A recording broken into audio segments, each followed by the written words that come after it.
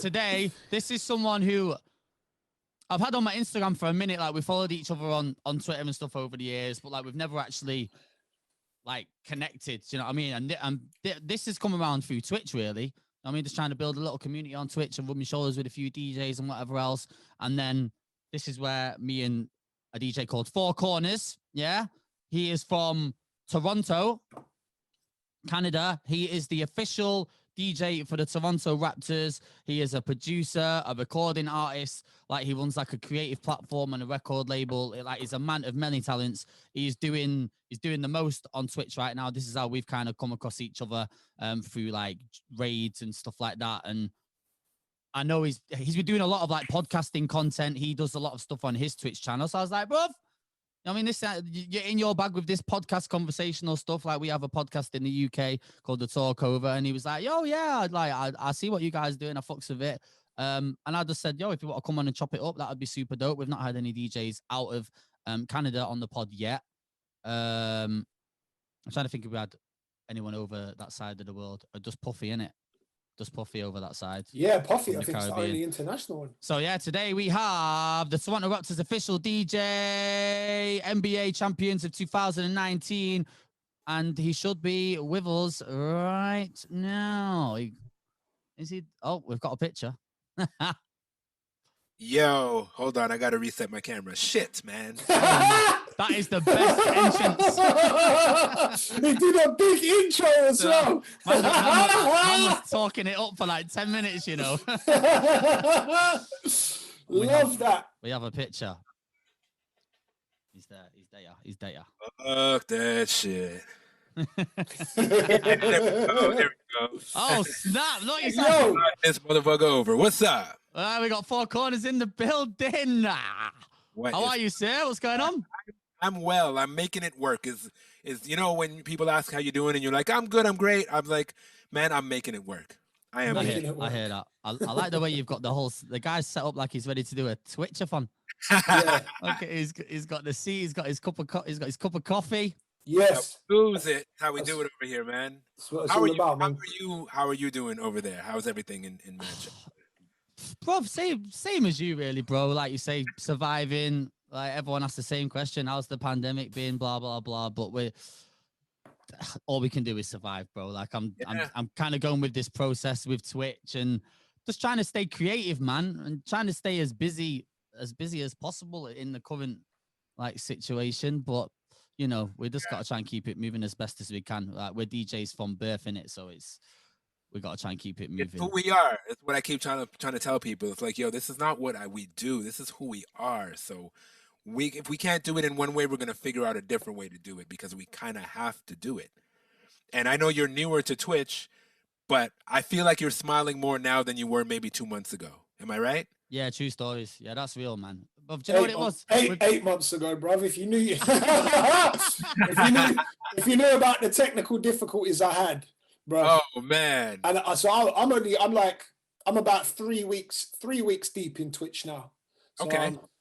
Finally got there. Finally. Yeah, Dubl had serious technicalities on his side, but he got there in the end. But you know what? It's a whole new set of skills that we'd have to pick up.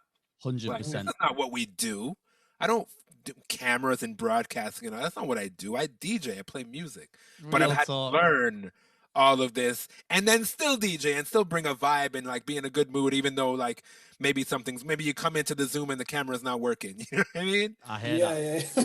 It's like this time last year, I didn't even know what OBS software was. I had no idea. Exactly. So I mean, nothing is too much of a challenge for me now. I feel like it's just we roll with it. I see how he's got the little A10 mini camera switcher there going on in front. Oh, that is a godsend. That is like one of the best things that I bought. Bro, for them. So epic, right? Yeah, it was Mojax from DJ City that recommended that. I just went on Twitter and I was like, yo, I'm looking for a capture card. What's the best one? What should I get? Because everybody has a different answer. Yeah. And Mojax, who does the tech reviews for DJ City, I trust his opinion. He knows what the hell he's talking about. It's literally his job. And he was like, bro, A10 Mini, because if you're going to have more than one camera, that's the thing right there, all in one. just all in one. You can switch back and forth, and I got it. And I've never used more than 3 cameras. I have 2 running right now, but it can do up to 4, and I think it's the best possible. That's what you have too, yeah? Oh, sick. Yeah, I got the same one. Dubl, it just shows up as a webcam, so you can run like 4 cameras through, but in OBS you can just have that set as the one webcam input, and you can just switch through. Just touch the buttons. They're very big pads, just like the S9, well lit, and you just go from camera 1 to 4 and like back and forth, and it's that easy. Live. Yep. Wait, so Stylish, you've got one of them as well? Yes. Oh, you've done me dirty, bruv. You didn't tell me these. You didn't tell me these existed. What? I'm there with one camera, struggling with my little. What have I got? I've got the HD You got the 60S. You've got the Elgato thing, right? I didn't know there was things where you could have like 4 bruv. No. Let me break it down. I used the Elgato originally, and then I moved to a Cam Link, and then obviously as I've built the setup and I realized that this Twitch thing is this one right here too. I bought this off Amazon. I don't know how well you can see it. It's $20. Okay. And I just saw all of it looks like it was made at the Elgato factory, but it's not Elgato. Right, I got you. Right. And So that's like a Cam Link basically then. Yeah, $20 US. And I just found a whole bunch of reviews about them saying that it works too good. It's not supposed to be this good for that price point. And it's amazing. It's amazing. It's just like I bought 3 of these just because, like, you know, if I'm going somewhere, I can stream from anywhere now. I just plug this in, but my ATM stays at home with my real setup. Okay. So before you jumped onto Twitch, 4Korners, like, had you done any like streaming stuff before, or was this whole thing like a completely new world to you? I did. I mean, like most of us, I did do a little bit of Instagram Live when the pandemic first started, and I hated it. I did not enjoy that at all. I hear you, man. And then I signed up. I actually realized just looking at my Twitch account, I signed up for Twitch 11 months ago. Okay. But between the sign up date and December, I had probably done like 5 streams, maybe 6. Okay. And they were all for like an hour, and I didn't really understand it. I didn't know what bits were. I didn't know anything. And I also wasn't enjoying it because I'm like, well, it kind of just feels like Instagram. You go on there, you DJ a little bit, there's some people talking some shit in the chat, and then you stop. Mm-hmm. But it's crazy you say that, bro, because I was the same. I tapped in 10 months ago, and then I did a 3-4 streams, and I didn't give it the chance, man. I didn't give it the chance, bro. I jumped the gun. Not natural. It's not what we do. It's not at all why we started doing this thing. So it wasn't until the reason and the real kicker for me to start streaming regularly was at the end of November, beginning of December, we went into an extreme lockdown here. Like they shut everything down. Right. And also it was like the dead of winter, so it's super cold. So I'm not going outside anymore, and there's nothing open. There's literally nothing to do.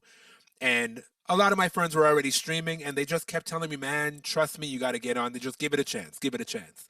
So I gave it a chance. I went on. I was like, all right, I'm gonna stream today. I jumped on at like 10 a.m. in the morning, and then I was having a little bit of fun because it just felt good to DJ.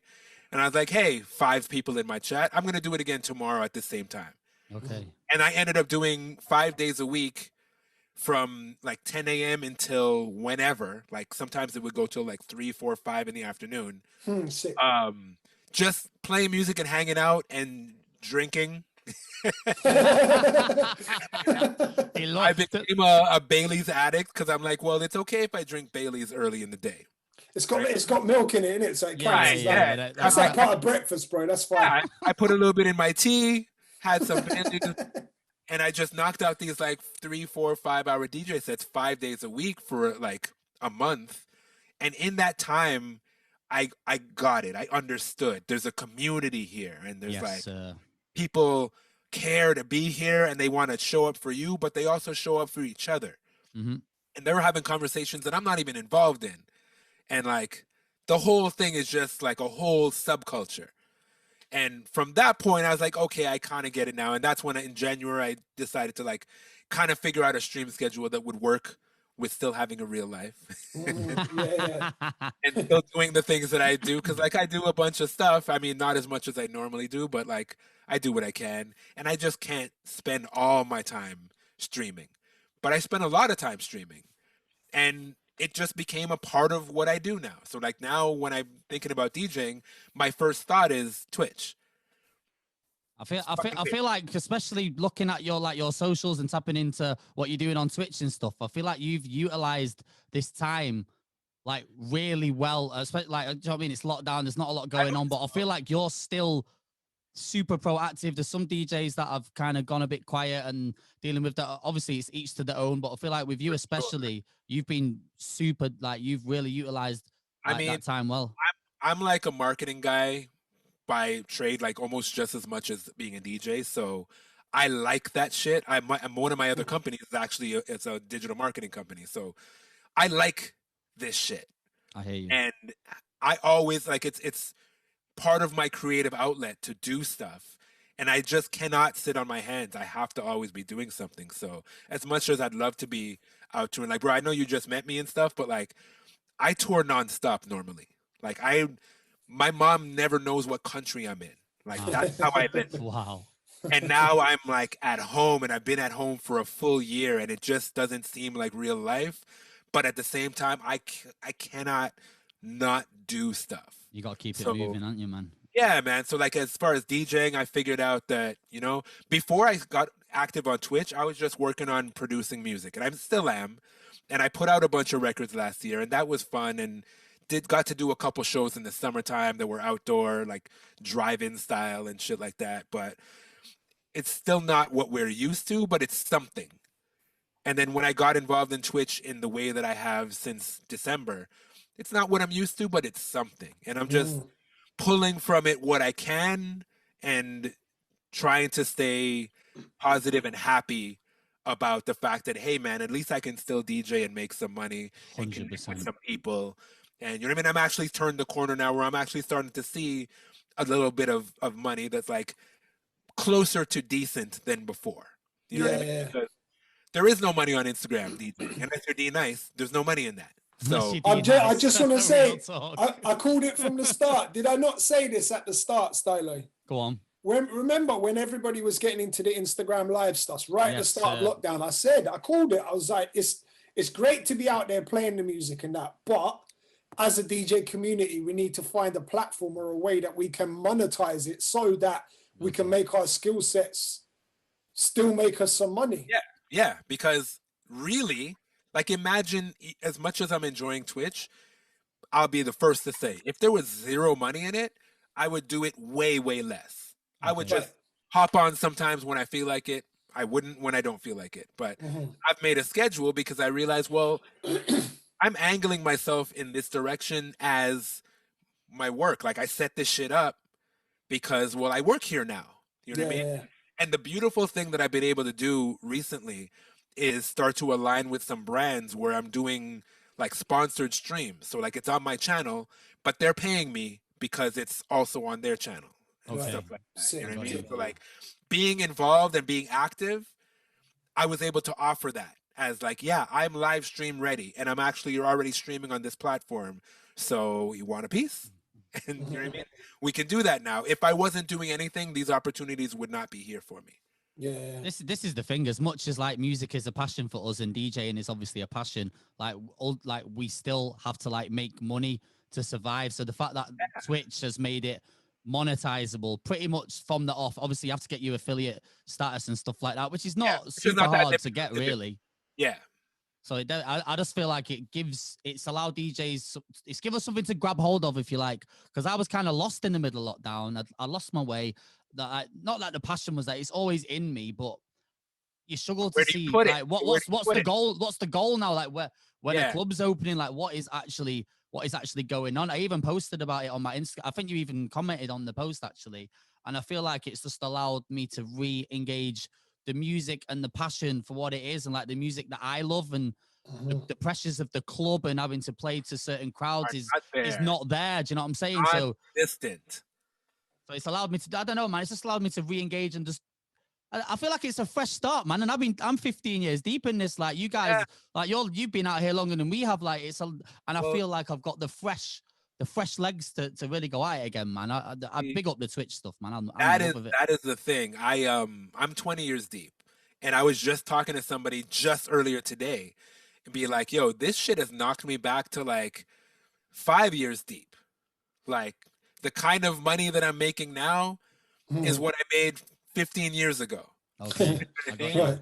And like that's a kick in the nuts, but like well, I can make 0 or I could make that and be happier. And that's why I said off the rip, it's like, yo, I bet you're smiling now more than you were before you started doing this thing. Because like money or not, that connection is actually like, I need it. I hear you. I mean, I'm a performer, I'm a DJ. I love to share my gifts and my loves of music, and like, you know, I want to talk about the songs and that I'm excited about, and you know, present them. And this gives me the opportunity to do that, but in a way that I've never had before. Like I've been on various radio stations, I've DJed in clubs and concerts around the world, whatever. But there's always some sort of somebody to answer to. I got you. Whether it's the the venue or like the format or the dance floor or the company or like what, there's always somebody. And in this case, it's just whatever the fuck I want it to be. You're effectively like in charge of like, I don't know, your own radio station. TV station, a radio station, all in one. Like you can do anything you want within the guidelines of obviously like not, you know, I'm not shooting porn or anything, but there's other websites. But as far as creatively, musically, topically, like we can talk about whatever we want. We can do all of these things and broadcast it literally to the world. And whoever is so inclined to tune in, they can. And if they are even further inclined to want to support monetarily, it's built in. And when they do that, it gives us that little hit of, oh man, they really appreciate what I'm doing. I'm going to do it more. I'm going to do it again tomorrow. You know what I mean? That's how I felt. I was like, I did it and it was cool. And I was like, that's great. And people liked it. I'm doing this again tomorrow. And then the next day and then the next day. And here I am like, 4 months deep. And I'm still enjoying it. There's an addictive aspect to Twitch, I feel. Like the more I do it, I'm like, yo, the more I'm thinking, I want to jump back. I want to jump back in. And like, I think it's that interaction aspect of it. Like you say, you miss that, man. Like you can't replicate that kind they're of stuff. smart with it. They're smart with the way they've set it up as well, because the more you stream, the more achievements you unlock. True. It's like playing a video game. It's like a computer game, man. Yeah. Man's It's unlocking like the a video bonus game. rounds and that. Oh, I'm leveling up. Every time I stream, I'm leveling up. I'm coming out with more shields and all of that. Do you know what I mean? Like, at the end of the day, it's still a social media platform, and every social media platform, their goal and their business model is let's keep them here. Yeah. Keep them here. So that they definitely and for gaming, like gaming is different than DJing or doing like talk shows or any kind of content. These gamers will be on for 12 hours. Yeah. And they get rewarded for that because you stayed for 12 hours. Yeah, that's Exactly. crazy. They're putting in shit. Them gamers You know what put I in mean? the shifts, man. And then when you know what I mean, even with the subscriptions and the bits, we get like they're like a penny for us, but they're not purchased at a penny, right? No, The platform makes money. When people subscribe, it's a profit share, 50-50. So the platform makes money. So like at the end of the day, we're playing on Twitch's game field. Like we're in their neighborhood. Yeah. They make the rules. We provide the content. It's awesome for them. But we take from it what we can. And we make it awesome for us. But yeah, what you said, man, they want time. They want a lot of time. And the more time you put in, the more you get out. But I mean, that's life though. And the more you put into something, the more you get out. And this really, really applies on Twitch. Really, really. Do you think you'll still use Twitch after all this is over? Like, obviously, I know you're a busy tour DJ, man. You have a lot going on. Like, do you think you would even have time to do it? Or is this kind of a pastime to keep the wheels moving, if you like? You know what? When I originally started doing it, I really felt like, you know what? I'm just going to do this for the time being. Now that I've just become a part of this community, I think that it's going to be an additional thing that I do in the same way that I post mixes and that you know what I mean? I make videos for YouTube or for Instagram. or I do photo shoots, and like I think it's just another thing that I do. My schedule is definitely not going to be the same as it is now. It's always going to change, but I will always have some sort of a presence on Twitch. And what's dope too, that I'm really excited to do, is like there's a whole section of Twitch called IRL, where people stream from their phones or from like a GoPro or whatever and are outside in the real world. Like, Oh, what? I've there's not a even whole- seen this yet. that's a whole, like, you know how DJing is a thing, gaming is a thing. There's, you know what I mean? People do all different stuff. That's a whole community, Yo, you could like stream from the games.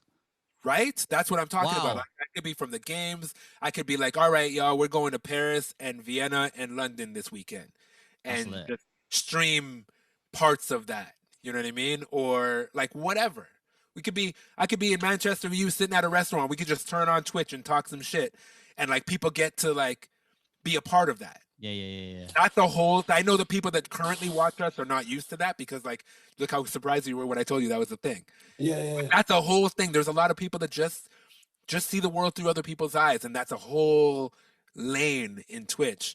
So I'm excited to add that to my arsenal of programming, because like I go a lot of places and do a lot of cool shit.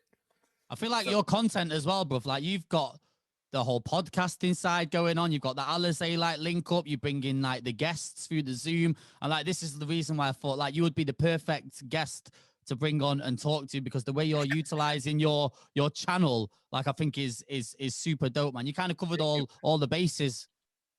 Yeah, thank you. I mean, I just like we were saying, I look at it not as my DJ portal. I look at it as my network, my TV and radio channel, where I can do whatever I want on it, and it's just ever changing. It's ever changing, and I'm actually enjoying the live podcast and talk shows more than DJing now, because it's a newer thing for me. Like I've always done interviews and whatever, but I've not really programmed a weekly talk show before. Okay. I've never done that. I've never been on radio as a voice. I've always been on radio as a DJ. I would like talk a little bit, but I'm like, yeah, that song I played was this, and then you know what I mean, play more songs. Mm-hmm. Oh, you could never tell when you tap into your streams, man. Like I feel like this guy's been out here doing this forever. I mean, man's a natural, bro. I appreciate that. A few people have told me that, and I was like, yo, thank you, because I mean, I like talking. So I just talk. We're on a podcast. We learn talk your shit, boy. And that's the thing, is like with this kind of, I'm really, really excited to do things that I get to call the shots. There's no restrictions for me. I don't do well with rules. I really, really don't. I can relate. Right? So when you give me a situation where like, yeah, there still are rules, but like they're very, very, very, very wide parameters for me to work within, I'm like, this is everything. Sick. Let's fucking go. I can talk shit. I can smoke weed. I can drink. I can play music. I can have guests. I can do all these things. And it's all good.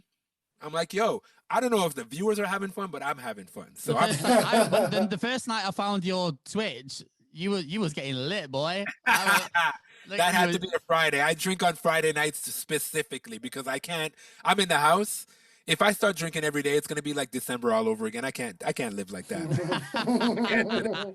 So I've designated myself to like only Fridays and only wine. I'm not getting into the hard liquor, just wine. The guy says only wine, bro. Wine hits me. I can't drink. Wine hits though. A bottle of red wine, bro. I'm swimming out here, you know. Wine is effective. So I get like a nice big bottle of wine and I get on and I'm like, well, I'm a DJ until I'm not DJing no more. We'll see how it goes. I hear that. And I always say, okay, I'm going to play this. And it ends up being everything else in a little bit. Because who's going to tell me that I can't do that? No rules. I make the rules. So I feel like the more you tap into Twitch, like, is it safe to say like that community and communication aspect is kind of like the music is kind of secondary to that, if you get what I'm saying? Yeah, I totally get what you're saying. And that's why I'm saying that I'm kind of enjoying the talk show aspect a little bit more than the DJing, because no matter how much you want to talk to people and stuff while you're DJing, you're still DJing. And like, I care. So I'm not just playing songs. Like I'm DJing. Like I'm thinking about my next 5 records, and I'm doing cuts, and like I'm switching cameras and like all that shit. Yeah, But also I'm trying to talk to people in the chat. Whereas when I'm doing the talk shows, I'm not doing all of that. So I can focus more on what's happening in the chat and with the people that I'm speaking to. Yeah. And we can really just get into the conversation and like really do it. So I'm like, I haven't done too much of it yet, but I'm looking at other things that I can do on Twitch where like maybe just come on and play some music videos and talk shit, or you know what I mean? Just like pull up, like share my screen and be like, let's go on YouTube and see what we find. You know what I mean? Yeah. Shit like that, because like, why not? Why not? Grab a bottle of wine, hop on at 3 a.m. and be like, yeah, let's get weird. I found a stream. I found a stream the other night, and it was a girl in California, and she was watching the Justin Bieber Tiny Desk, the new one, and she was just roasting him. and there's literally hundreds of people like watching this stream. Like people will literally tap into anything on that platform. Yeah. I found one where some old woman is like, she's knitting a jumper or some shit, and there's thousands of people watching it. I'm like, what? No rules. The world is different now, man. It is so different. We're all just looking in different windows of people's lives and seeing, well, what's that person doing? What's that person doing? And we're all just here doing weird shit. Like when you really think about it, just sitting here DJing in this empty room talking to people on the internet, it's weird as fuck. Bro, I did that like 2 weeks ago. I'm so glad you said that. Like you put a camera beside you and then watch the whole stream from that camera view after.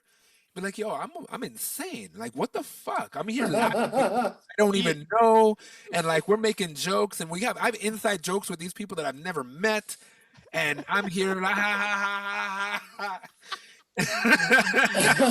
Yeah. So, do you know, it's like when you finish as well, like you'll do the Saturday night stream and the chat's popping, you're having a drink, and then you turn everything off. Yo, you have that anti-climax that you get when you leave like a banging club night, and you'll sit in the room, the music's off, that you got the ringing in the ears, and you're like, boy, you know what? I'm questioning my life right now. It's worse though. It's worse. I think that's where the addiction comes in that you mentioned, that you're like, you get that rush and you just want to do more, because when you turn the camera and the lights off, you're just in a room by yourself. You're not even outside the club, like stepping over drunk people or nothing. Like you're just by yourself. Just boom, by yourself. Yeah. You're not even like saying bye to the bartenders and shit. You're just by yourself. You know, it takes you an hour to get back to the car. Normally, like you see the bartenders, you bump the staff, then you see the homies outside the club and the drunk people. Food, like I don't know, all that shit that we love.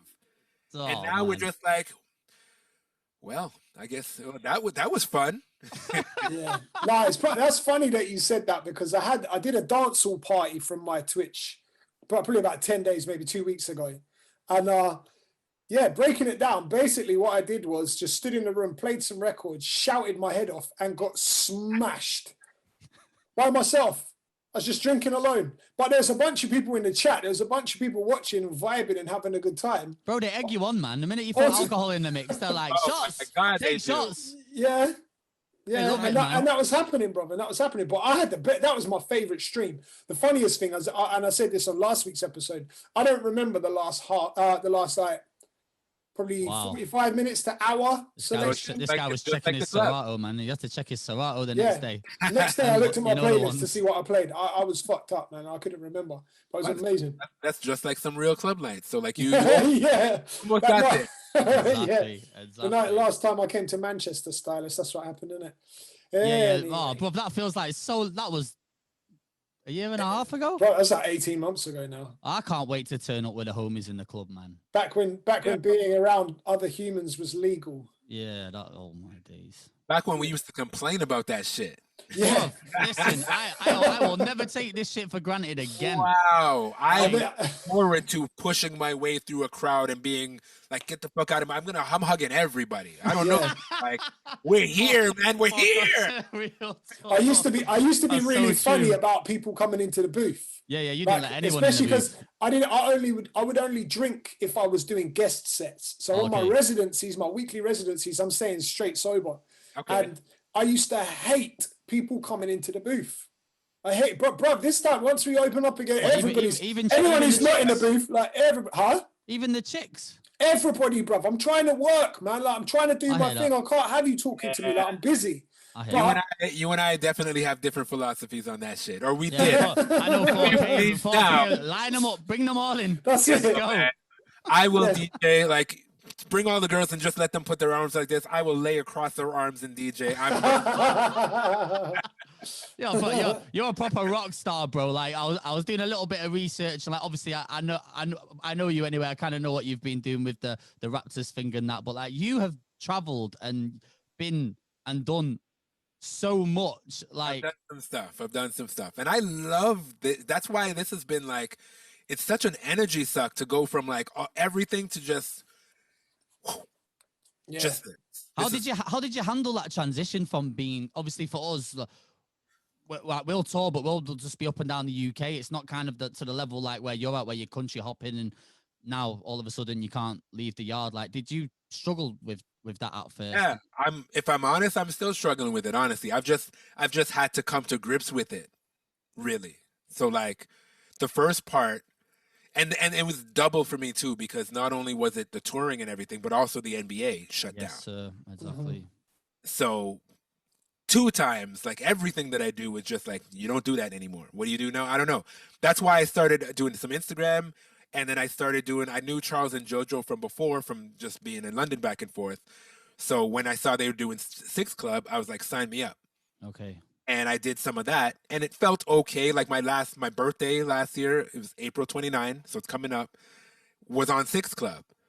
And it was just in the condo, just DJing, and then I got hammered, and I sat down at the end of it, and I was like, wow, that was a different kind of birthday that I'm used to. Wow. And then from there, it was just like the uncertainty of the lockdowns and whatnot, but the weather was getting warmer. So at least I was able to go outside and like bike ride and take walk. I don't do that shit, but I do that shit now.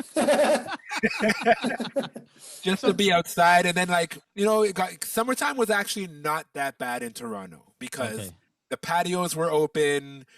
Weather's great. Everybody's outside anyway. Yeah, you wear your mask when you go into somewhere, but otherwise you're not. And it was, not that bad. And then, like I said, I did one drive-in festival, like a concert. How was that? Strange. So the people driving, they stay in the car. Park the cars, isn't it? Yeah. It took place at like a drive-in movie theater grounds. Okay. And they just in between the big screens, we set up a festival stage, and I performed with a bunch of other artists. And people were in their cars, and they were allowed to stand beside their cars. Right. Wow. So there was like a perimeter of everyone's car. So very spread out. And it was like, instead of make some noise, because like there's a limited amount of people, because you're not cracking people in, so it was honk your horns. And it was like. And I'm on this, like, it felt great to be on a stage with production, the giant LED screen, CO2, all that shit that I'm, like, used to. But the energy back was, like, we really had to pull it out. And, like, just blank out and just, I'm on stage. How do you read it? How do you read, like, you read a dance floor, you read a room in a club. How do you read a drive-in like party like that when people are in the cars and shit? So difficult. It was so difficult. I just had to resign myself to be like, you know what? I'm just gonna do what I do, and I hope they like it. And that was it. You got to think as well. At least half the people there can't drink because they're the designated drivers. Exactly. So half of the people there are gonna have to stay sober as well. Like. Well, and the thing is too, because it's a drive-in situation, and it was like early on in that, no alcohol was sold there. So anybody that had drinks, they either had to smuggle it in, or they had to just like pre-drink and then come. Right. Yeah. So yeah, that is not there either. So it was difficult. It was weird, but I'm happy that we had something. Sorry, go on. No, I say when it got cold again and all of that went away, like even basketball, because the NBA, they did the NBA bubble. So the team wasn't playing here. No teams were playing in their home cities. We actually set up a big stage in downtown Toronto, like right by the lake, where we had a drive-in situation where there was 3 massive screens and people came and watched the games there. And I would do like a DJ set, and we do like a little hype up before the game. Okay. And that was cool because I got to do something outside with people and like DJing on a big stage and all that. Like, you know, 3, 4, 5 times in a week, every week for like a couple months or for like a month and change.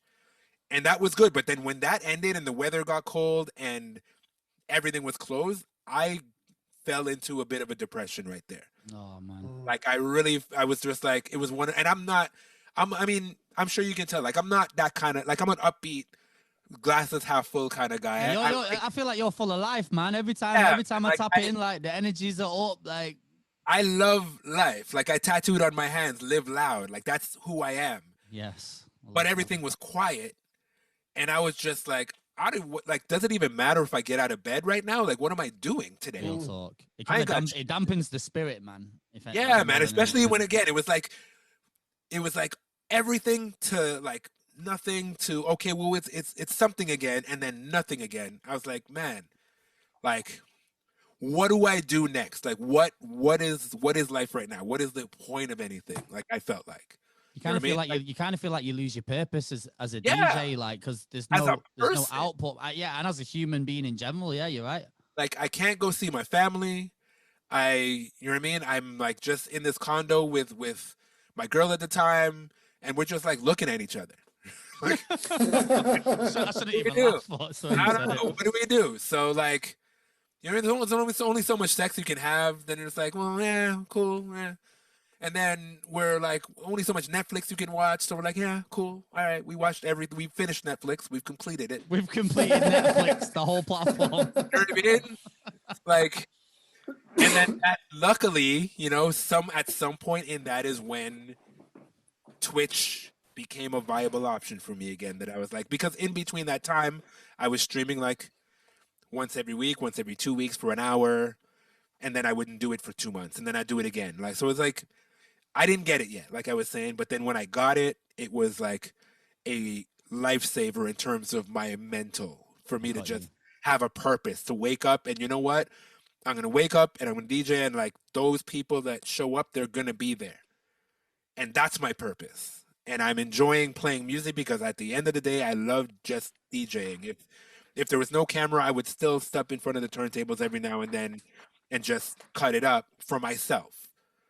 Would you say Twitch was like a tipping point then in regards to like finding yourself? Like you say, you kind of fell into a bit of a bad place. Would you say Twitch kind of helped bring it back home? It was definitely part of it. I mean, part of it was I just had to pull myself out of that. And the other thing that I had going on, thankfully, was that I write and record music. So like I'm making music and I'm releasing music and some exciting things were happening that I was like, great. Like one of the biggest ones, I did this remix for DJ Neptune from Nigeria. Okay. And he had this record called Nobody with Mr. Easy and Joe Boy. And he decided he was doing this remix pack.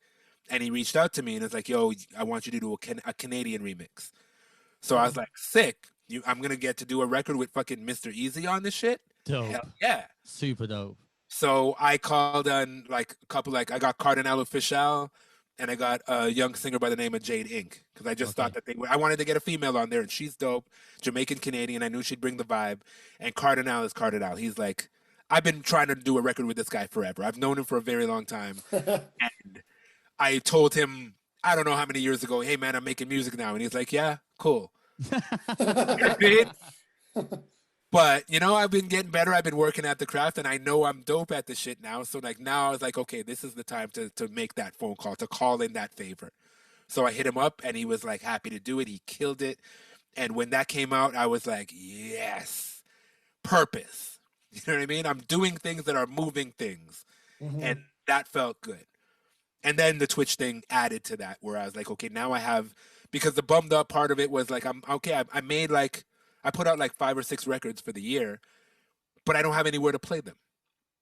You know what I mean? I can only tell people to go to my Spotify so much. Like I want to present these records. 100%, yeah. And like, I'm not on radio anymore because I was on radio and I left it because of the situation. The most recent situation I was in was just not it. I wasn't enjoying it. So I'm like, I don't do shit I don't enjoy. Okay. So I left that. I still do guest spots here and there. Like I You know, I'll do a guest spot on Sirius XM, or I'll do a guest spot on like our KISS station, which is like the pop station across the country. And I have those things, which I'm very thankful for. But like, I didn't have anything regular. You know what I mean? I'm normally used to like, I'm working on a song and I can go test it in the club. Or like the biggest fucking flex, I can test out a song in the stadium and see how it sounds. Like, what? that's that's a like flex the right real, there. you know what I mean? Like That's a big flex. I'm so fortunate to be in the position to be able to do that. And I can't right now. And like all of that is like, every time I have to think about some shit like that, I'm like, the shit that I usually do, I can't do. So what about this? Can't do that. Can't do that. Can hardly even shoot a music video. So just figuring out how to do stuff and actually accomplishing some things is what like helped me get out of that funk. And then by the time I got onto Twitch, and it was almost Christmas time, and I was like drinking Baileys every day, I was like, everything. I was an alcoholic on Twitch, man. Yeah, everything. Straight up. I got like, when I can't imagine drinking that much Baileys in a year, much less in a month. Wow. But I was really chugging Baileys and eggnog and tea. I was just sloshing it up, and everybody online was having a great time watching me drink, and I was having a great time. But like then I'm hammered at 2 p.m. and then I'm like, I have nothing else to do today, so I don't know. What do? I don't know. Tomorrow we do it again, and that's what it became. And here we are. Here we are. Bro, we have to touch on it. Obviously, one of the main parts of you as a DJ is, of course, working alongside the Toronto Raptors as their DJ. Like, how does one even end up in this kind of position? Like, oh man, you've been there for, was it 15 seasons or something? Is that correct? This year, I mean, I'm technically not there because the team's playing in okay. Tampa, but this is year 16 with the Raptors. Shit. So so you've been there like longer than some of the players, really. Longer than all the current players, yeah. Wow. Okay. Mad. So like, how did this whole situation like even come around for you? Obviously, a big international sporting brand, 2019, like world champions, and like you're in your slap bang in the middle. Like that is like, that's just crazy. That's like me DJing for Manchester United. Like, that's my dream. Yeah, just you got to add as well, for the people that don't follow the sport, it's a NBA basketball. It's a basketball team, isn't it? Yeah. My bad. For those that don't know, I assume everyone would know that already. I think most people are aware of what the NBA is, and like there's some teams, including the Raptors, that like people, even if you don't watch the sport, because of the Drake affiliation in Toronto and all that stuff, like people know what the Raptors are. They may not care, but they at least know what it is. You know what the Lakers are. You know what the Celtics are. Like, I get it. I'm not big on football, but of course I know Man U, and I know the history is big. You know what I mean? So like, there we go. That shit. But yeah, man, that shit was crazy. The shit happened out of nothing because they didn't have a DJ before. It wasn't a thing. Oh, okay. Right. The team that did have a DJ when this whole conversation began was the Miami Heat. They have, and he's still affiliated with them. I don't think he DJs at every game anymore, but he goes by the name of DJ Irie. Right, and he's like a big man in Miami. He was Jamie Foxx's tour DJ. He does like a whole bunch of charity. He does radio down there as well, right? What? He does radio down there as well, doesn't he? Yeah. He does it all. In his career, he's done it all. So like, he's the man in Miami, and he was the first NBA DJ. Like, he's the first NBA team DJ, and to my knowledge, the first DJ directly as a part of an organization in professional sports. Okay, I don't know of any before that. So he pretty much built this temple of what it became. And some of the suits from my organization happen to, they go to different arenas and see how the game presentation is set out. And they saw that, and they thought that's a fantastic element that would probably do really well in Toronto. But like, these guys, they don't know DJs. They don't know club culture. They don't know, they have no idea who it possibly be that they would, like, who would we even reach out to, much less who can we get? So, skip ahead to, I don't even know what the time difference was between that trip and when my meeting happened, but I was DJing, oddly enough, a wine tasting event. It's starting to come out now. Wine is the key to my coming career. Together.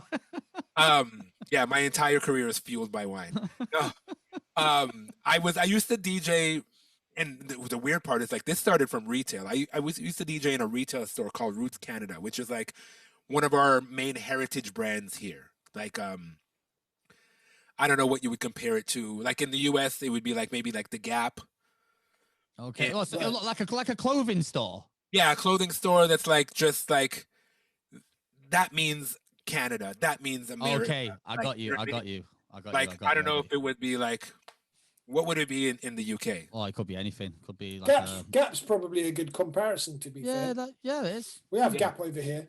Yeah, like you know what I mean? Like the thing that like Roots Canada is like it's in the soil. It's a very Canadian brand, and they had stores across the country. And through a series of coincidences, I ended up getting a job DJing on the weekends in their main store in the main mall in Toronto. And from that, I built a relationship with the company, and I started to get sponsorship and like ended up modeling for them a little bit and like doing their bigger events because they had a big store in the area, like in the ritzy area where like the Louis store and the Gucci store and all that shit is. They had a big location, and they would do after hours events where they would be licensed. They had a bar, all that stuff.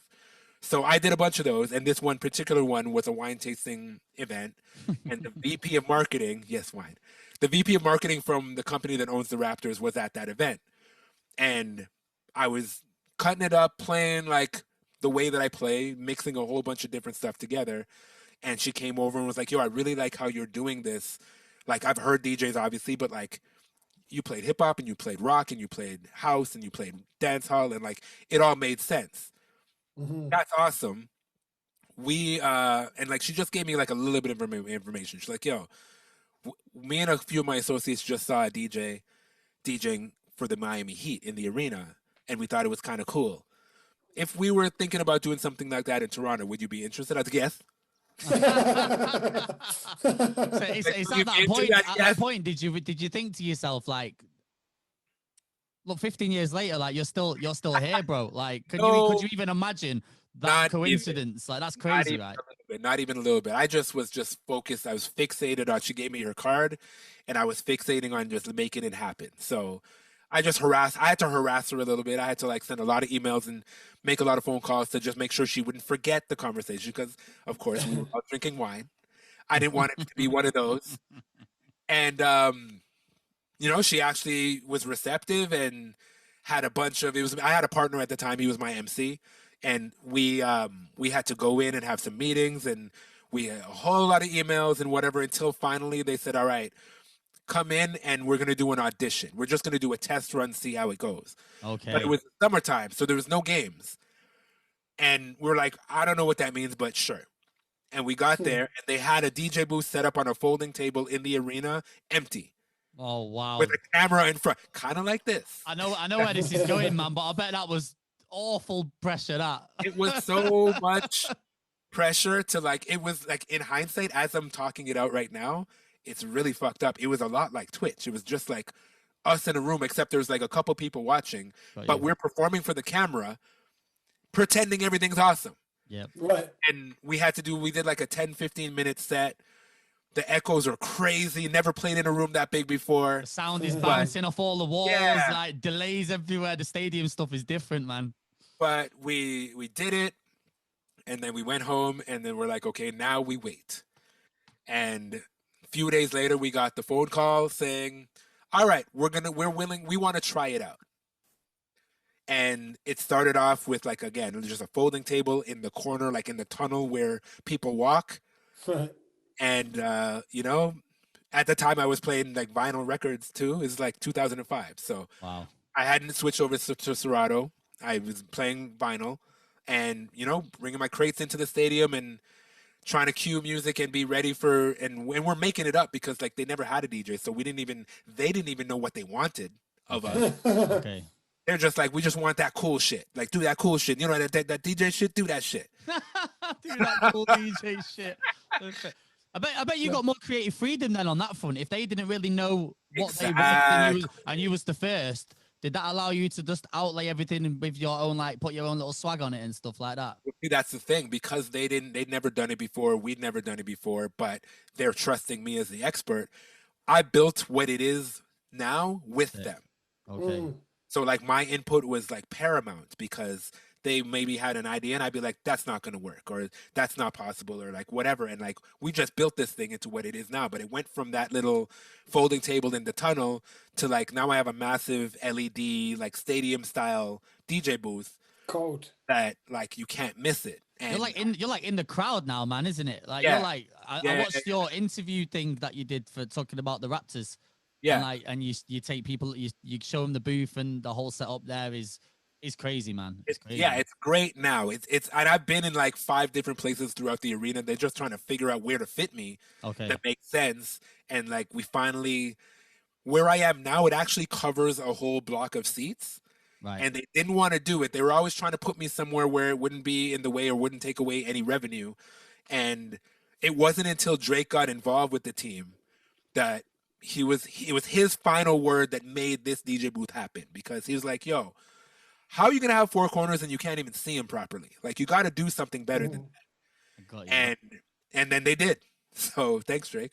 I was just about to say, it's not a bad person to have you back in regards to like make sure the DJ booth is proper, you know what I mean? Absolutely. Well, I mean, I've known him since I've known Drake before he was Drake.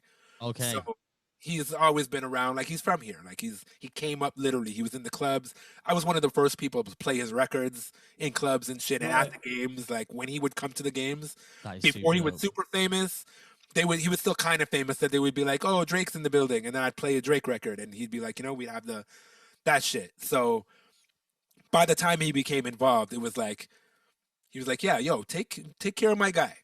And they took care of me. So that was fucking awesome. And then at that time, the team was just getting better and better. And like, from this chance meeting to the folding table to like an NBA championship, and like, I have an NBA championship ring, like, that's fucking, I would never. Shit, you got one as the DJ. Nah, bro, this guy's flexing on us. Oh my days. Yeah, that is. I got the ring with my name on it and shit. It's like one of my proudest achievements, because and it's not like I showed, like, I've been with the team since we were shit. Till and like, bro, when I started, we had 2-for-1 tickets. Like, they were like, yo, if you want to bring anybody, if you want to sell any tickets or whatever, give them this code, 2-for-1. It's like when you get them dodgy promoters and it's like buy one get one free on the tickets and that, but for the arena, man. So like, that's where we were to now. It's like, you can't get tickets, man. Like, people are begging me for tickets all the time. Do you think the Drake affiliation has helped like bring more eyes to the Raptors as a global brand? Obviously winning the World Championship, but having the affiliation with probably one of the biggest artists in the world. Do you know what I mean? Like, it kind of sits. Absolutely. And his level of involvement is what really solidified it, because like for example, Jay-Z was instrumental in, the Brooklyn Nets situation, and like, Spike Lee and the New York Knicks in the 90s was like a staple thing. And there's always been these affiliations, but Drake is actually employed by the Raptors as the global ambassador. Right. And his OVO brand has been integrated into the culture, where we have like OVO uniforms that we wear at certain games, and we have an OVO court that we put down for certain games. And there's like community outreach, and our practice facility is the OVO Athletic Center. And you know what I mean? So like, he's fully a part of the organization, and being as big a star as he is, that just brought so many more people into the fold that maybe wouldn't have paid so much attention before. It brought that cool factor to the thing that wasn't necessarily there before. And also, winning obviously helps, but like, being a winning team and also being the team with Drake at the time when Drake was becoming Drake, like, perfect storm. I feel like Drake, like, fully, like, he's in love with basketball himself. Like, you see him, he's courtside, he's pushing the players on. He is involved in it, right? He is fully involved. I've got a story about that as well. So, he obviously did the tour before the pandemic. What was the tour called now? I can't remember. The Assassination Vacation That tour. one we had the flying car and with the flying car and all that. Yeah. So that was around the time. That was when Tory was supporting him on the tour as well. Yes, sir. So we went out to Amsterdam for the last show of the tour, And the after party after the tour was in some it was in some huge, like really tall penthouse building. Drake, for most of the after party, was sat down watching a Raptors game because they were playing at the same time. So there's the tour rap party going on. Everyone's wilding out. Popcorn's DJ was spinning. Popcorn and who else? I can't remember the name of the other guy that was game, bro. You can't miss the game. They were there. And bruv, Drake's over that side. Oh. He sat down watching the basketball, and it was it was the Raptors playing. He's a real fan. Like, he's a real basketball fan in general. Like, he loves the Kentucky Wildcats in college basketball. Like, that's his team, and he is Raptors through and through. So you see him getting excited, whatever. Like, that's really how he feels. Like, he's all up in it, and it's become kind of a thing that, like, he's kind of intimidating there in the other teams because he's a funny guy and he's loud with it, and like he gets in your face, and he made some of these guys feel horrible on the court, which is awesome because it's like a sixth player on the team. Like, you're in, it's really, really dope. I love that he cares that much, because it's one thing for somebody to be a symbol, but like, he's there for real.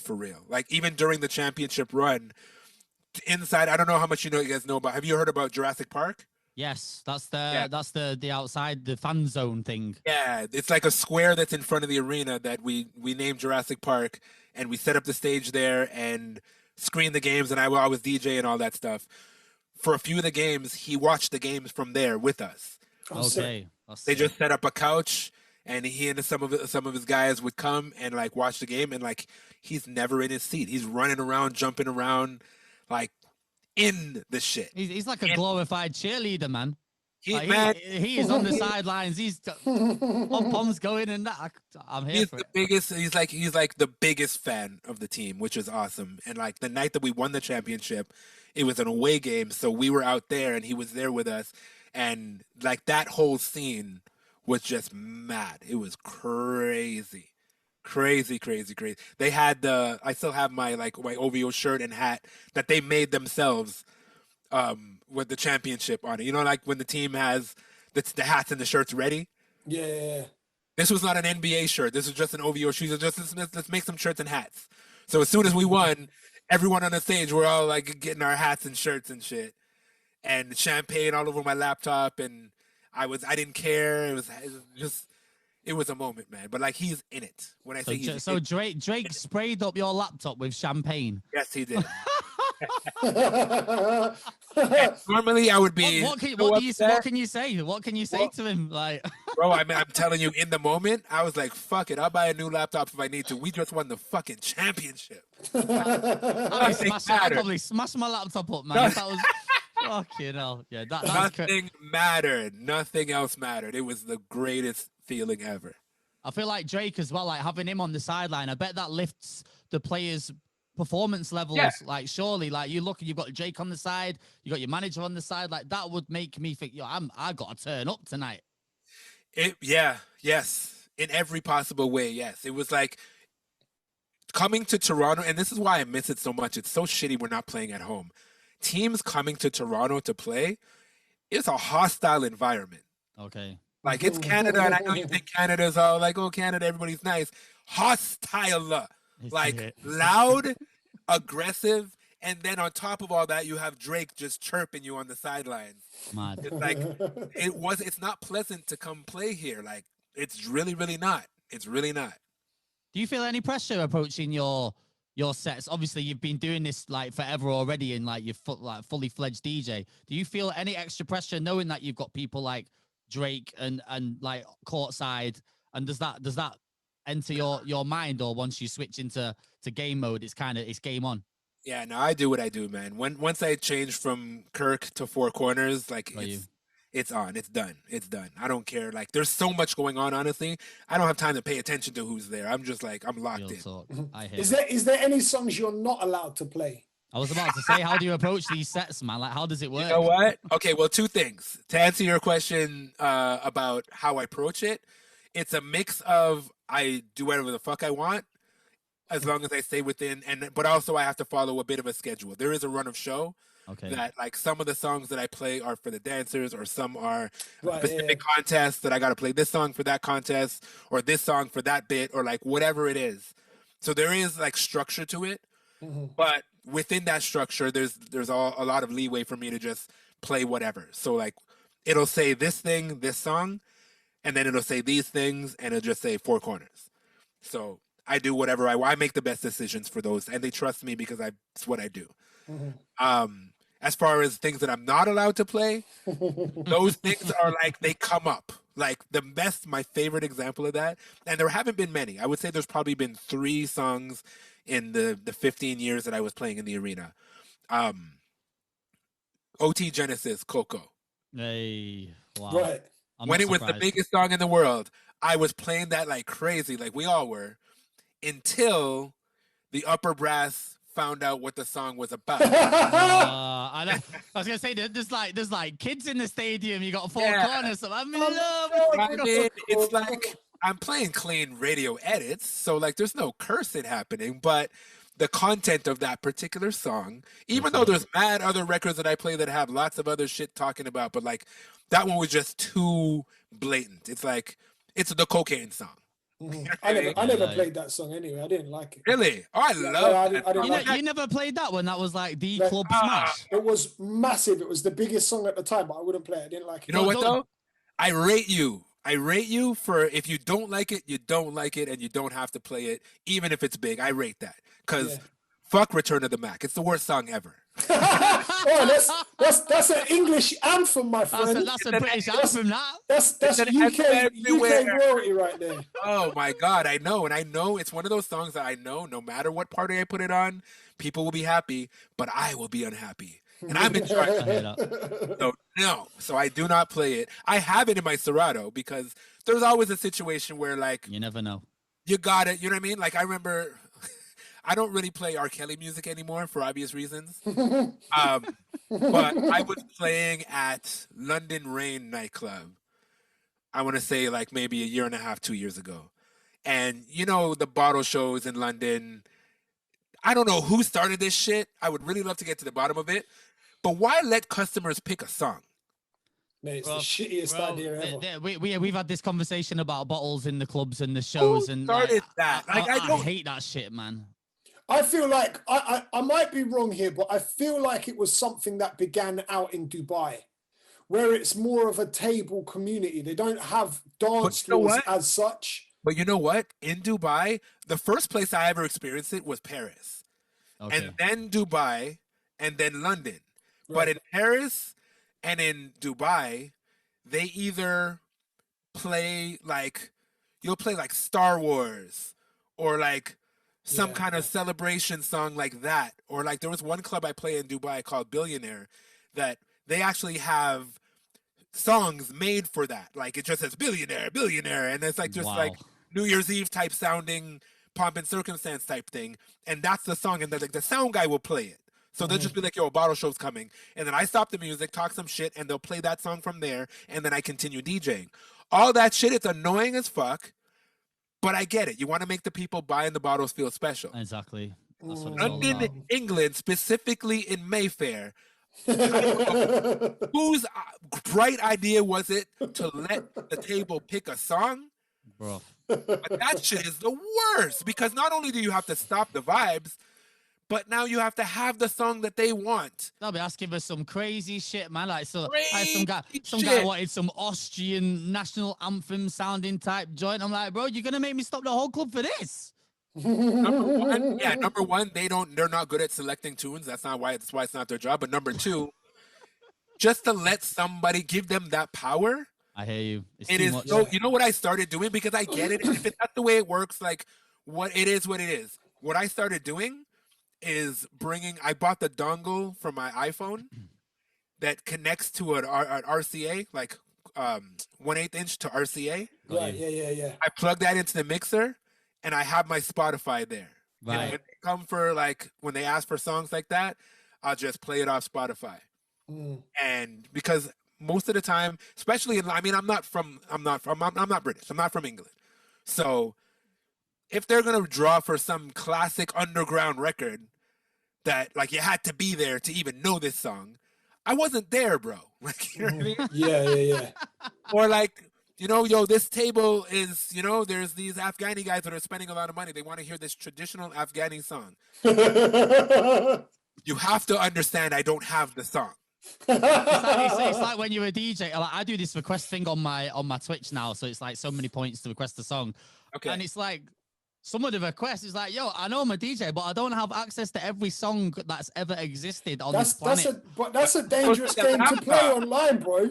When you're not, I'm trying to be nice in it, man. You know, you want to get a couple in there. Obviously, I've upped the points now to the point where 10,000 points. It's very high. It's a high level of points, so they're gonna think twice. I went in low on the first stream. That's a dangerous game because you're catering to an international audience now, and the way that music's listened to, bro, they might be rap fans, but they might have some proper left side, like psy-trance, weird dance house song that they want to play. Like, oh, I'm just gonna request this, like the most underground weird house song. I feel like I made a big mistake, man, doing that request thing. But that's the thing. In the club, that happens, but in the club. So, like, people see a laptop and they just assume you have every song that's ever. I remember one time, yo, I need you to play this song, but, like, not the song, not the version that's on Spotify. This one that's on YouTube. I'll send you the link. Like, yeah. But can you play this off my phone? When they hand you the phone, can you play this? Yeah. Can you plug this in? You know what I do when they do it? I'm like, yeah, no problem. No. I've got a better one. And I've genuinely done this, right?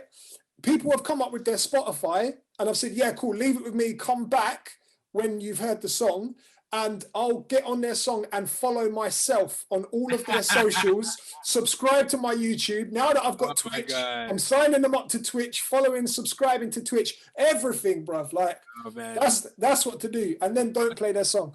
You know what the best one I heard was? Take the phone and dial 911 and give it to them. Oh my days! This guy's trying to get the venue locked off. How are you with requests in general, man? Like, are you one of them DJs that doesn't really like requests? Like, is it a case of if they ask for the right song that fits that like specific moment, like will you slot that in there? Like, how are you with dealing with requests in general? I'm totally that guy. Like, number one, like respect what I'm doing, so that don't like know that what I'm doing requires hearing. Mm-hmm. So therefore, you can't just come and just start talking. Like, you got to wait for your opening. Real talk. First things first. But like once you do that, because I mean, I'll, you know, especially depending on what you look like, I'll be like, hey. So if a painting comes up, yo, how's the night going? How can I help you? And if they are respectful, and if they ask for something that makes sense, I'd be like, yeah, shit. I love when somebody comes up and requests a song. I'm like, fuck, that would be perfect right now. Exactly. Oh, mate, yeah, I do love that. That's amazing. But also, there's a very, very distinct line for me between request and demand. I do not respond well to demands. So when somebody comes and says you have to play this, or like, well, it could be the hottest, it could be OT Genesis Coco at its peak. If somebody comes and like pisses me off about it, I'll be like, you know what? Coco's not getting played tonight. Yes. I'm exactly the same. And it's the worst if it's a song you really want to play as well. And you're like, actually, you know what, though? If I play it, now you think you've got that song through acting that way. And fuck it, I'm not playing this song all night now. I'm much too responsible of an adult to allow that kind of behavior to be rewarded. Yeah. We can be the nicest guys in the booth, but like if you press us up the wrong way, we can also be, you don't get on the wrong side of us, man. Well, see, that's what I'm saying. Like you said, you use the word rock star or whatever. Like, I enjoy the party. I'm in it. Like, I'm in it. I always say, like, I don't want you to like listen to me or watch me. We're partying together. Like, let's do this thing. And if there's a situation that I can get into the crowd and still get back in time for the next song, I'm on it. You know what I mean? If there's something I can climb on, I'm on it. Like, that's how I like to be. And I want people around and I want that energy. But like, just don't fuck with my shit though. You know what I mean? Just like, you want this to be awesome, right? Let me be great. Let me be great. Let me do my thing. If you have a suggestion, I will be happy to hear it. If you have a demand, fuck off. Like, go. Sometimes that's the key to it, man. Like, you've got to let the DJ do their job and you will have the best time. If you start nagging them and, you know, you're pressing the buttons the wrong way, you're going to have the best night if you let the DJ do what they do best. Especially the guest DJ, because like, I'm coming from somewhere else to show you how I do it in that place. Exactly. So like, be open to checking it out. You know what I mean? Hear Real what talk. it is. If you hate it, then leave. Like it's not jail. You're not being forced. How many times I've had people, man, if you don't play my song, I'm gonna leave. I'm like, sick. The door's lit. Same, that's what Yeah. I do the Yeah, same yeah. thing. The door's I open. wish you weren't here now. Do you think after this whole panoramic is over, do you think maybe people's minds might be a little bit more open in regards to coming to the club and not just, I want my song and I want it now, and be more willing to I have get no on idea what people's minds are going to be like when they get out of gonna it. be- I think people are just going to be crazy. I don't know. I hope that everybody just like grateful and happy to be out on road and everybody gets along in harmony. I have a very sinking feeling it's going to be absolute fucking chaos. Yeah, gonna- it might be the opposite, you know, if everybody's experience right now is jumping on IG Live on a Friday night or going into Twitch parties on a Saturday, and like, for example, if DJs are doing club sets with no warm-ups on Twitch, which is completely fine, there's no issue with that at all. But if that's their experience, then when they get to the club at 10 p.m., if they're used to jumping into a Twitch party at 8 p.m. and it being lit straight away, Yeah, true. That's if true. they that's come in true, for the that's true. ladies' hour where it's free before 11, and you're in there playing some Donnell Jones and you're jumping from the old school R&B to warm up, bruv, they might be like, what are you doing? Can you play these big songs now? Like, we need to dance. Bruv, it's 10 o'clock. We're here till 4 in the morning. Fuck off. You know what? Well, you know what might be worse? If they become too accustomed to having conversations with us while we DJ. Yeah. True stories, man. That's real. Bro, this is a whole skill in itself. Like you do in the Twitch, you read. People say that men can't multitask. God, that is now a complete and utter. That's a myth. The difference, I think, I was going to say the difference I think is we're doing it at Twitch. Even if we're doing like turn up sets, we're allowed to do it at our pace. Whereas in the club, we do have to follow the dance floor pace a little bit. Do you know what I mean? We've got to keep it lit. We can't, like, I played a couple of songs on my last stream where I literally played them from front to back. Yeah. Okay. One of them was at a 4.5 minute song. That's not going to work in the club. Never Do you know dream. what I mean? We would never dream of letting a song run for 4.5 minutes in a dance. No, unless I've got to run off for a piss. Like, no, This shit is definitely. different. This shit is different. You know what I've done a few times too that's like amazing to me? It's like playing a song and playing the whole thing and be like, yo, man, I want to hear that again. Yeah. Pull it up. Yeah. And that's fine. Or like I've had situations where I'm in the chat and I'm having a good time talking to people and the song runs out and I'm like, oh shit, give me a minute, I'm gonna find another song. This is the thing. There's literally Facts. no. And they're all like, ha ha ha ha ha. Yeah. I think I was locked into yours the other week, and like I think like you absolutely clanged the mix or something, but like you're just laughing at yourself. Oh yes, yeah. Do you remember? I fucked up a mix. I was He was like, playing the UK shit as well. He was playing loads of UK stuff. And I was just thinking, but you just laugh at yourself. Like you do that in a club, like you don't know where to put your face. But like with Twitch, it's kind of like give a fuck. Who cares, I was like, man? yo, that didn't come out the way I pictured it. Hold on, we'll do that again. Again. Yeah, So bro, I was sat there, say- I was laughing my head off, man. That shit was funny, bro. Did you say you're playing a lot of UK stuff in your streams as well? I mean, I generally play a lot of UK stuff, but I play stuff from around the world as like my thing. Right. Because I fucking love it. Like I travel a lot and I get music from different DJs, or I listen to the radio in different countries and Shazam the shit out of everything, and just like my sets end up being this mix mash of like a lot of shit. Right. So, and I do frequent the UK a lot, or I used to. Okay. So in going back and forth, like I was at a point I was like monthly at Libertine. And Oh snap! Right, So you was flying from Canada every month? yeah, man. Why? Yeah, I was doing, because it's not that long a flight, and I have my ways regarding travel. Like I figured out some hacks. Sick. So I was doing London every month. I played all the clubs, but like Libertine was like my main one that I would, at one point I was literally every month, and I picked up so much music all the time because even in a month's time, I go back and I'm like, yo, what the fuck are these records? Yeah. The UK scene's moving so fast right now. Yeah, But it's crazy, I isn't it? know there is love for the UK rap scene in particular in Toronto. Like I know from years ago, like for example, K Coke had a big fan base. Like he's the UK rapper, of course. Like Well, there's just this direct line. I always say like there's got to be a tunnel from Toronto to London because the pipeline is just so strong. We're so similar. A lot of our slang is similar because it's coming from the Caribbean. From the Caribbean, yeah.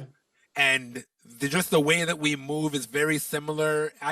Everything about it just feels like when I come to London, I feel like home. And it did not hurt that Drake embraced London in the past few years and did like 15 shows around the UK on that tour that just solidified shit.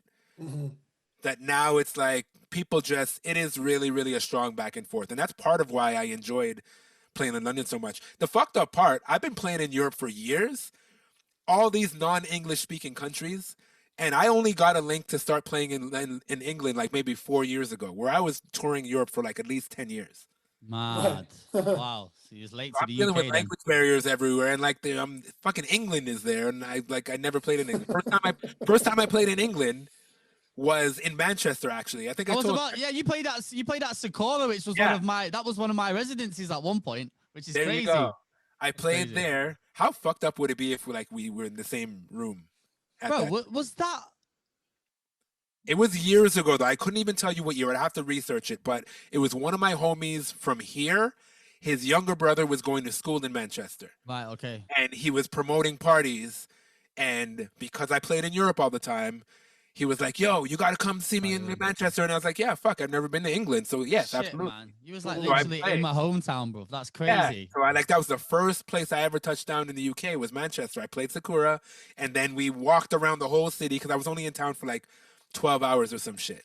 So I got the walking tour of the downtown area and then went to the hotel, slept for a couple hours, went to the airport, and then I went to London where I was not playing in London, but I'm like, I'm not going to fucking come to the UK and not touch London.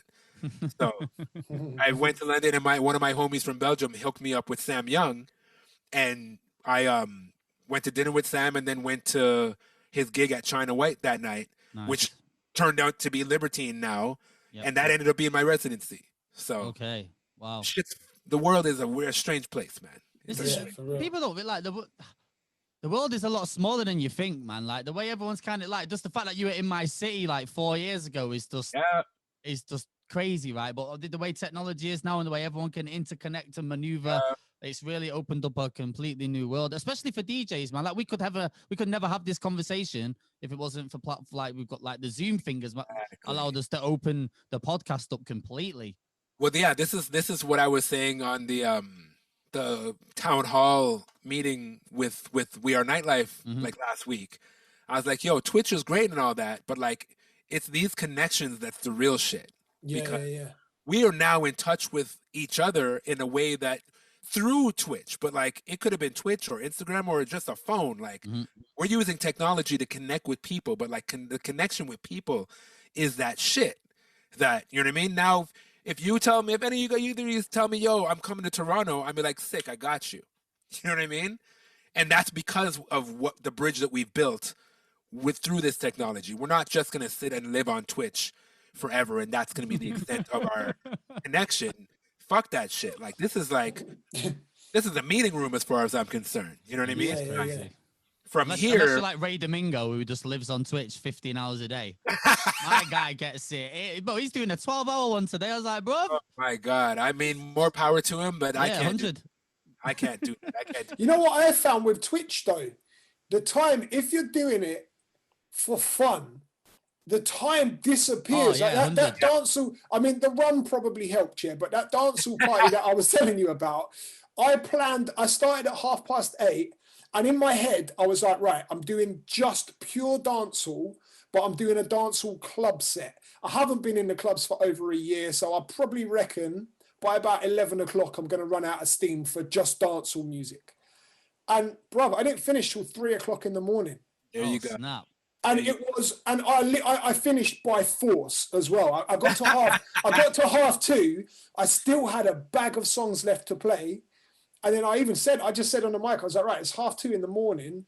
Like, are you lot still on this, or shall we pack it up now, or do you want me to go till 3? And yeah, the comments are like, no, go till 3, boom, boom, boom, boom. They always say carry on, man. But the minute you ask them that, there could be one person in the chat, they'll be like, keep going. Yeah, and that's all I needed, because I was like, I was drunk as fuck, but I'm I was just about like, to say, once that liquor gets in the system, bro, like you start seeing songs that you were. When I look for my Serato drunk, I see my library in a different way.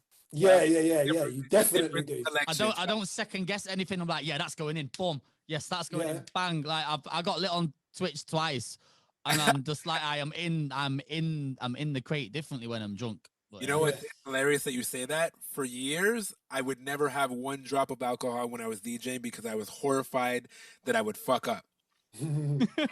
until the day that I drank while I was DJing, and I was like, this is awesome. I'm never not drinking ever again. And now I don't drink all the time because like I just out of just pure being a human being, I've had to slow the shit down because at the pace that I tour at sometimes, and it's like, it's different than like doing my residencies in Toronto when I used to do that. It's like everybody knows you and whatever, but like I drink when I want to drink. I don't drink when I don't want to drink. When you're on tour, especially in man, when you wait till you guys come to Canada. Well, listen, as soon I was saying it to wifey the other day, I was like, as soon as we're allowed to fly, we gotta head over them ways. When you are the guest DJ or just a guest in general at a nightclub in Canada, getting smashed, everybody feels like it's their duty to get you fucked up. That's what happens in Manchester. That sounds like that sounds like Manchester and Belfast as well in Ireland. Yeah, like, if you go to Belfast, they will fuck you up differently, man. They feel bad if you don't vomit. Like they feel bad if you have they've not been a good host. If you are not off your fucking head. So I've had to like maneuver this shit. And that's why like wine is a good thing. Or like in the club, I'll do champagne instead of tequila because I'm a tequila guy. But you can't drink tequila 5 nights a week. You'll die. Wow. Literally die. So now I had to like, you know what I mean? Do those kind of things. But man, on Twitch, you're home already, bro. You're in the house. You turn the stream off, roll into bed. If it were to come to it, if I were to just curl up in a ball and like go to sleep right here, I'm safe. It's okay. I feel like as a guest DJ, there's a fine line when you go and do these sets in different countries, and like you just said, they want to get you smashed. They want to make sure they send you home. You've had a great time.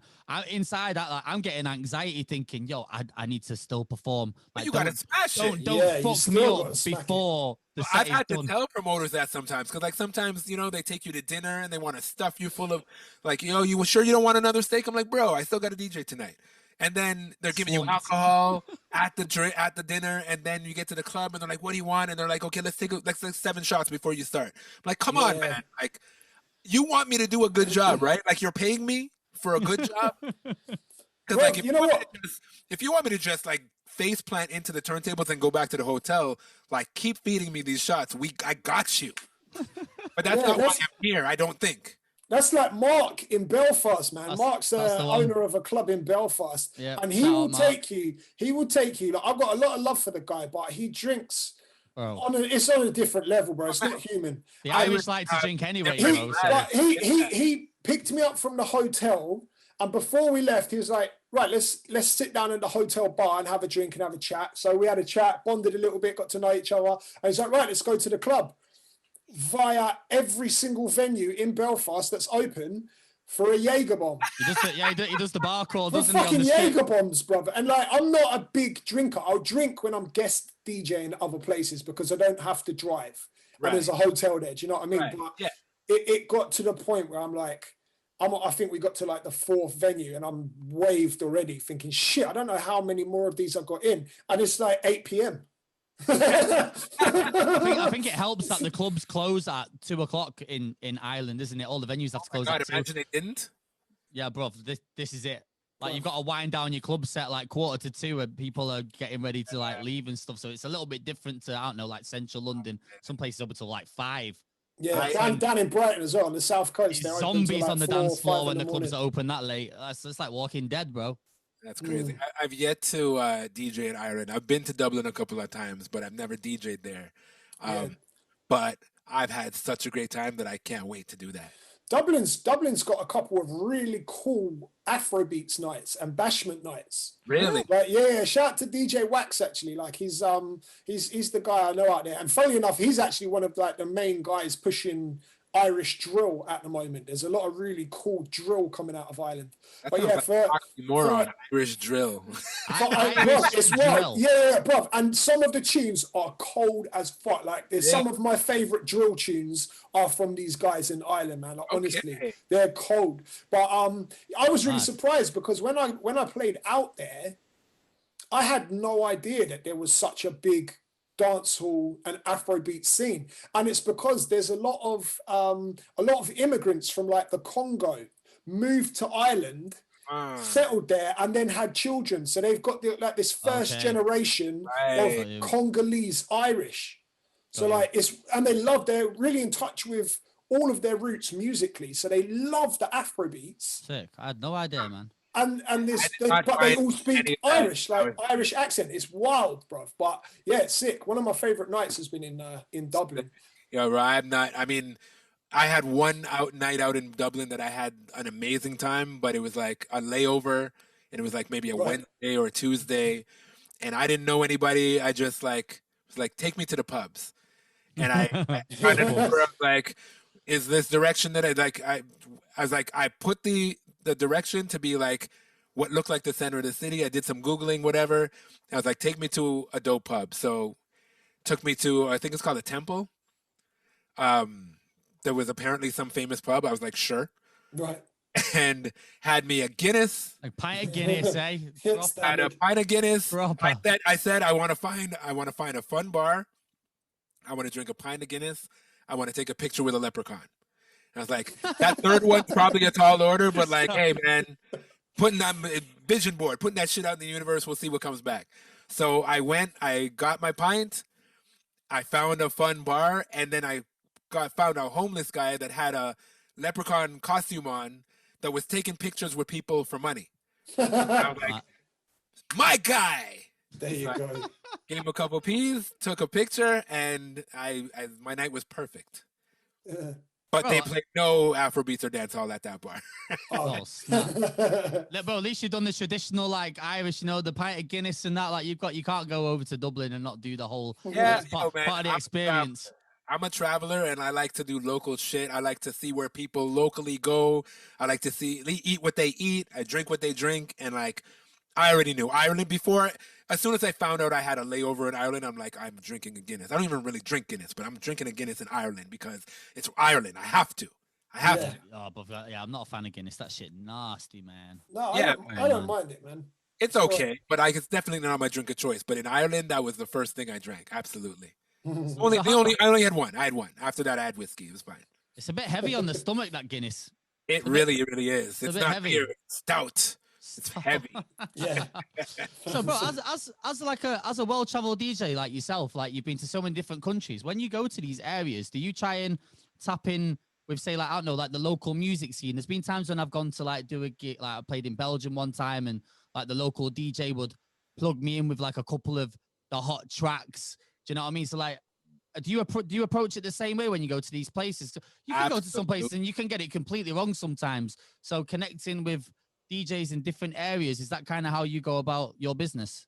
Largely, yeah. I mean, one of the first places that I frequented, oddly enough, is Belgium, because like one of my best friends, a DJ that became one of my best friends, is a guy that I linked with on MySpace, believe it or not. And wow. From then, we've just been exchanging gigs back and forth between Toronto and Brussels. And he was the first person to hook me up with a gig in Paris. And every time I would go to Belgium, he'd always give me a couple of records. But like the time I was going to Paris, he's like, all right, I'm going to give you a folder. You need this shit. And he gave me a whole bunch of records that I was like, I've never heard any of this before, but holy fuck, this is dope. And from that moment on, I was like, all right, sick. I'm always going to connect with DJs and get a folder, or like just give me the 5 bangers that I need. You know what I mean? Like that shit. You. And from that, and then even that, just having my antenna up to like go on, just listen to the radio or like Google top 10 songs in, I don't know, in Dublin, whatever, if I was playing in Dublin. And to just get a feel for like what's popping. And it's the stuff that I get from the DJs that's always the best, though. Okay.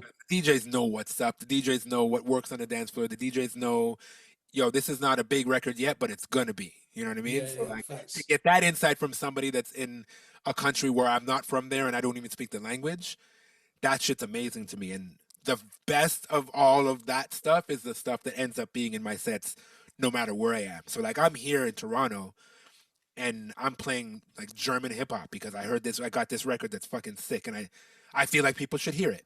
You know what I Okay. mean? And like if I'm the one to do that, then so be it. I'm happy to be able to be that one because dope music is dope music. There's countries where they don't speak any English and they're listening to all our music all the time. Mhm. It goes the other way too. A dope record, even if you don't understand the words, can still move you. So like that's that shit that I really, really, really love. And it's become like one of the things that I purposely like go out of my way to do. Like I want my sets to be internationally flavored because I have all this shit that I want to share that I'm like, I know you don't know this shit, but if you like this and like this, you're gonna love this. Watch. Mhm. I feel like you're a great advocate for new music, bro. Like I've looked into some of your streams, and even the guest. I think you had a guest. There was 2 guests on last week. Yeah. One of them, I think one of them was from the UK. I'd never even come across them, and I was like, yo, like you, like these guys are tapping in, man. I think it's our job as DJs not just to play hit records, but to introduce music to people. Fully, Yeah, facts. fully. So I take great pride in that. I enjoy it. It's one of the most exciting parts of DJing to me is to like be the one that, you know what I mean? And there's been some records that ended up being smash hit records that I can look back and be like, yo, I was the motherfucking one that like I was the first one to Real play talk, that real in this talk. city, or I was the one that break that. Like if I remember specifically Kid Cudi Day and Night Crookers remix. Mad. Like I was on the radio at that time on this radio station called Z103. It was like it's like the pop dance station here in the Toronto area. And of course I'm ahead of the curve of what they know. But I was doing my weekly show and I would play this song every week because I was like, yo, this is the dopest record. And nobody at the station knew what the hell it was until one of the guys went to Vegas and then came back. And he's like, yo, that song that you've been playing, that song played 3 times a night, every night at every club I went to. And I'm like, yeah, I know. And then they put it in rotation. You know what I mean? Yeah. Like that continues to happen with me because, I mean, it's my job to be a tastemaker and to know what's hot and what people would like. And I'm not always right. And then sometimes I'm like, oh, that song's shit. It's not going anywhere. And it becomes a smash. And I'm like, oh, well. Yeah, facts. But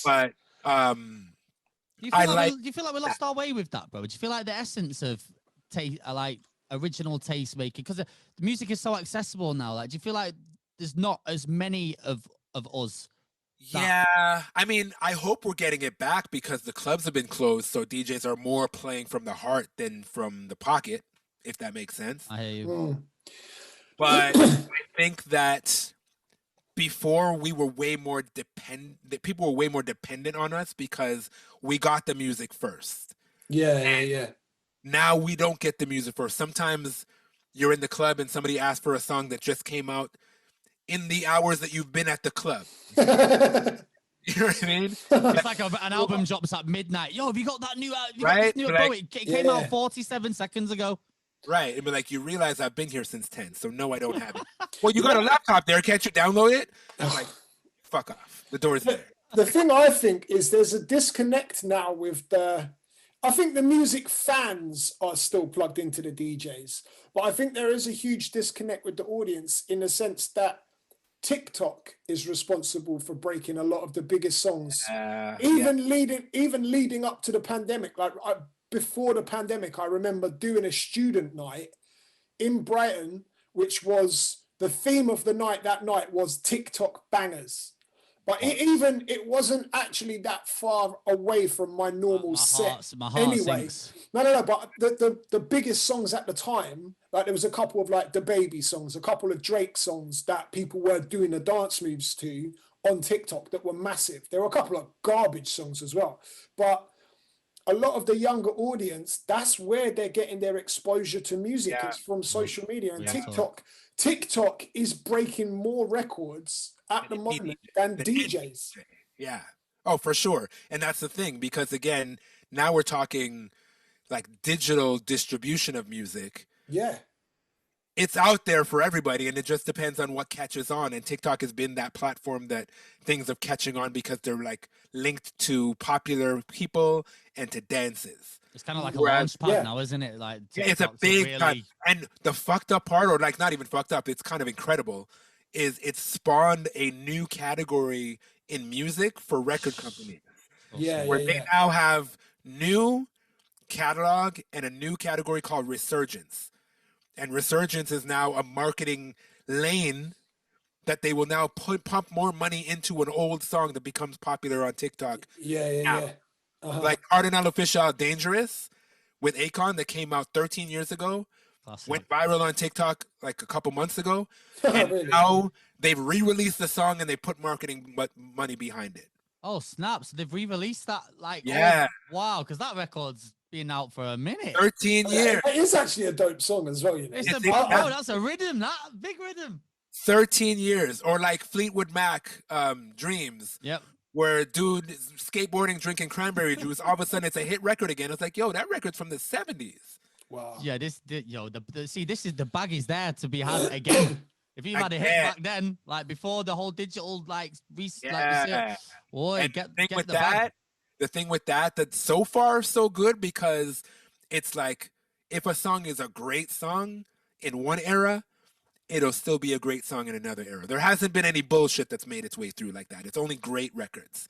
So I'm not mad at it if that's what it's going to be. Like, some records are timeless, man. Some records are like, yo, that shit's a vibe. It doesn't matter when it was made. That's a vibe today. You know what I mean? But yeah, the TikTok thing, man, I don't know. Maybe because I'm not 15 years old, I'm like, But it's like some songs are like, a great song is a great song.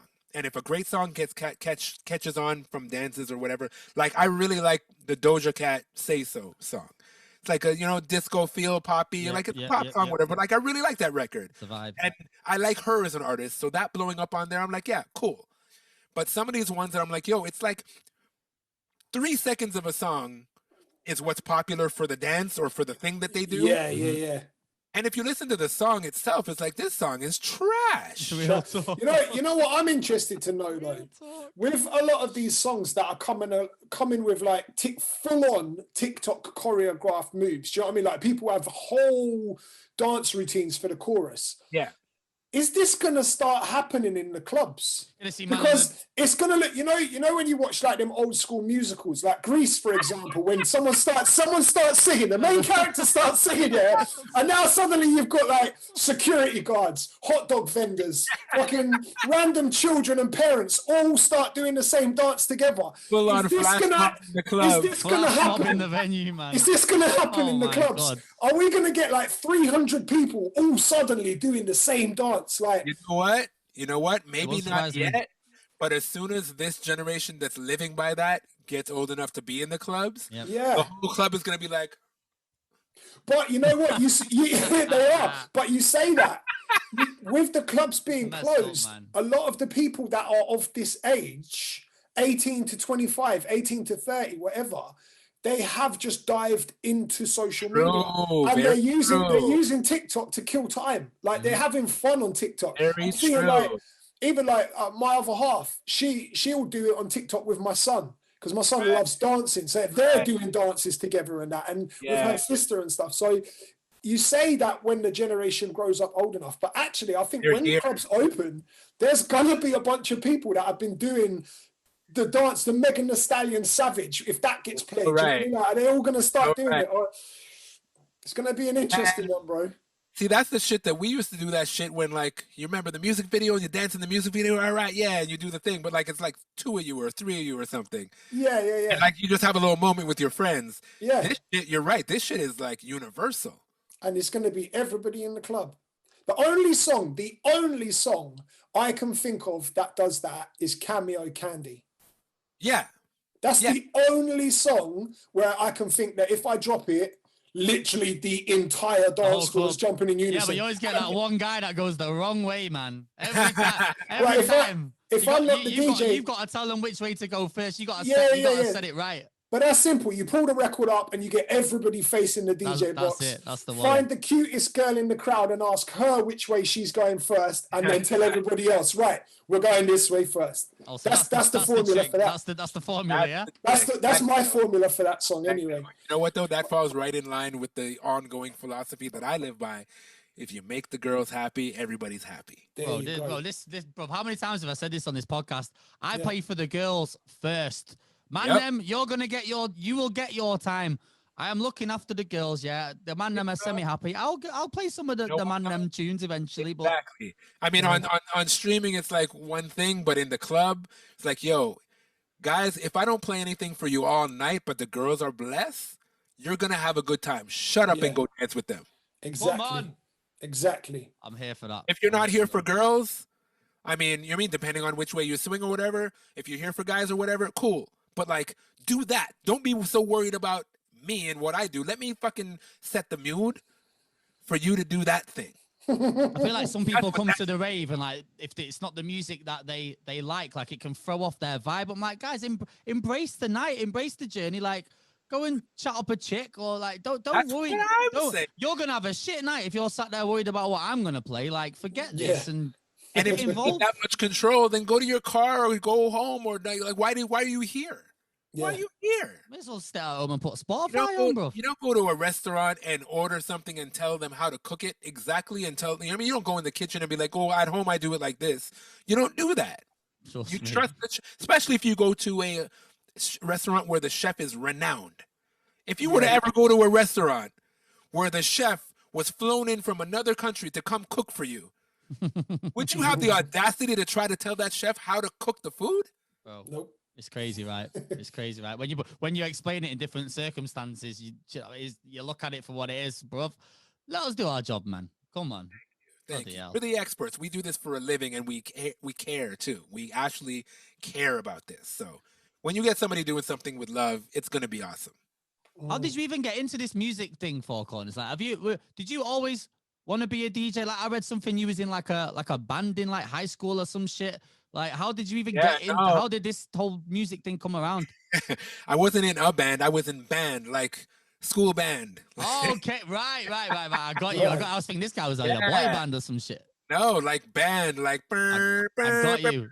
Band. Right. I'm with you.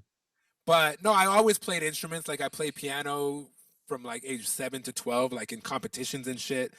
I was in the school band, played a few different instruments, brass and woodwind and stuff, and some drums.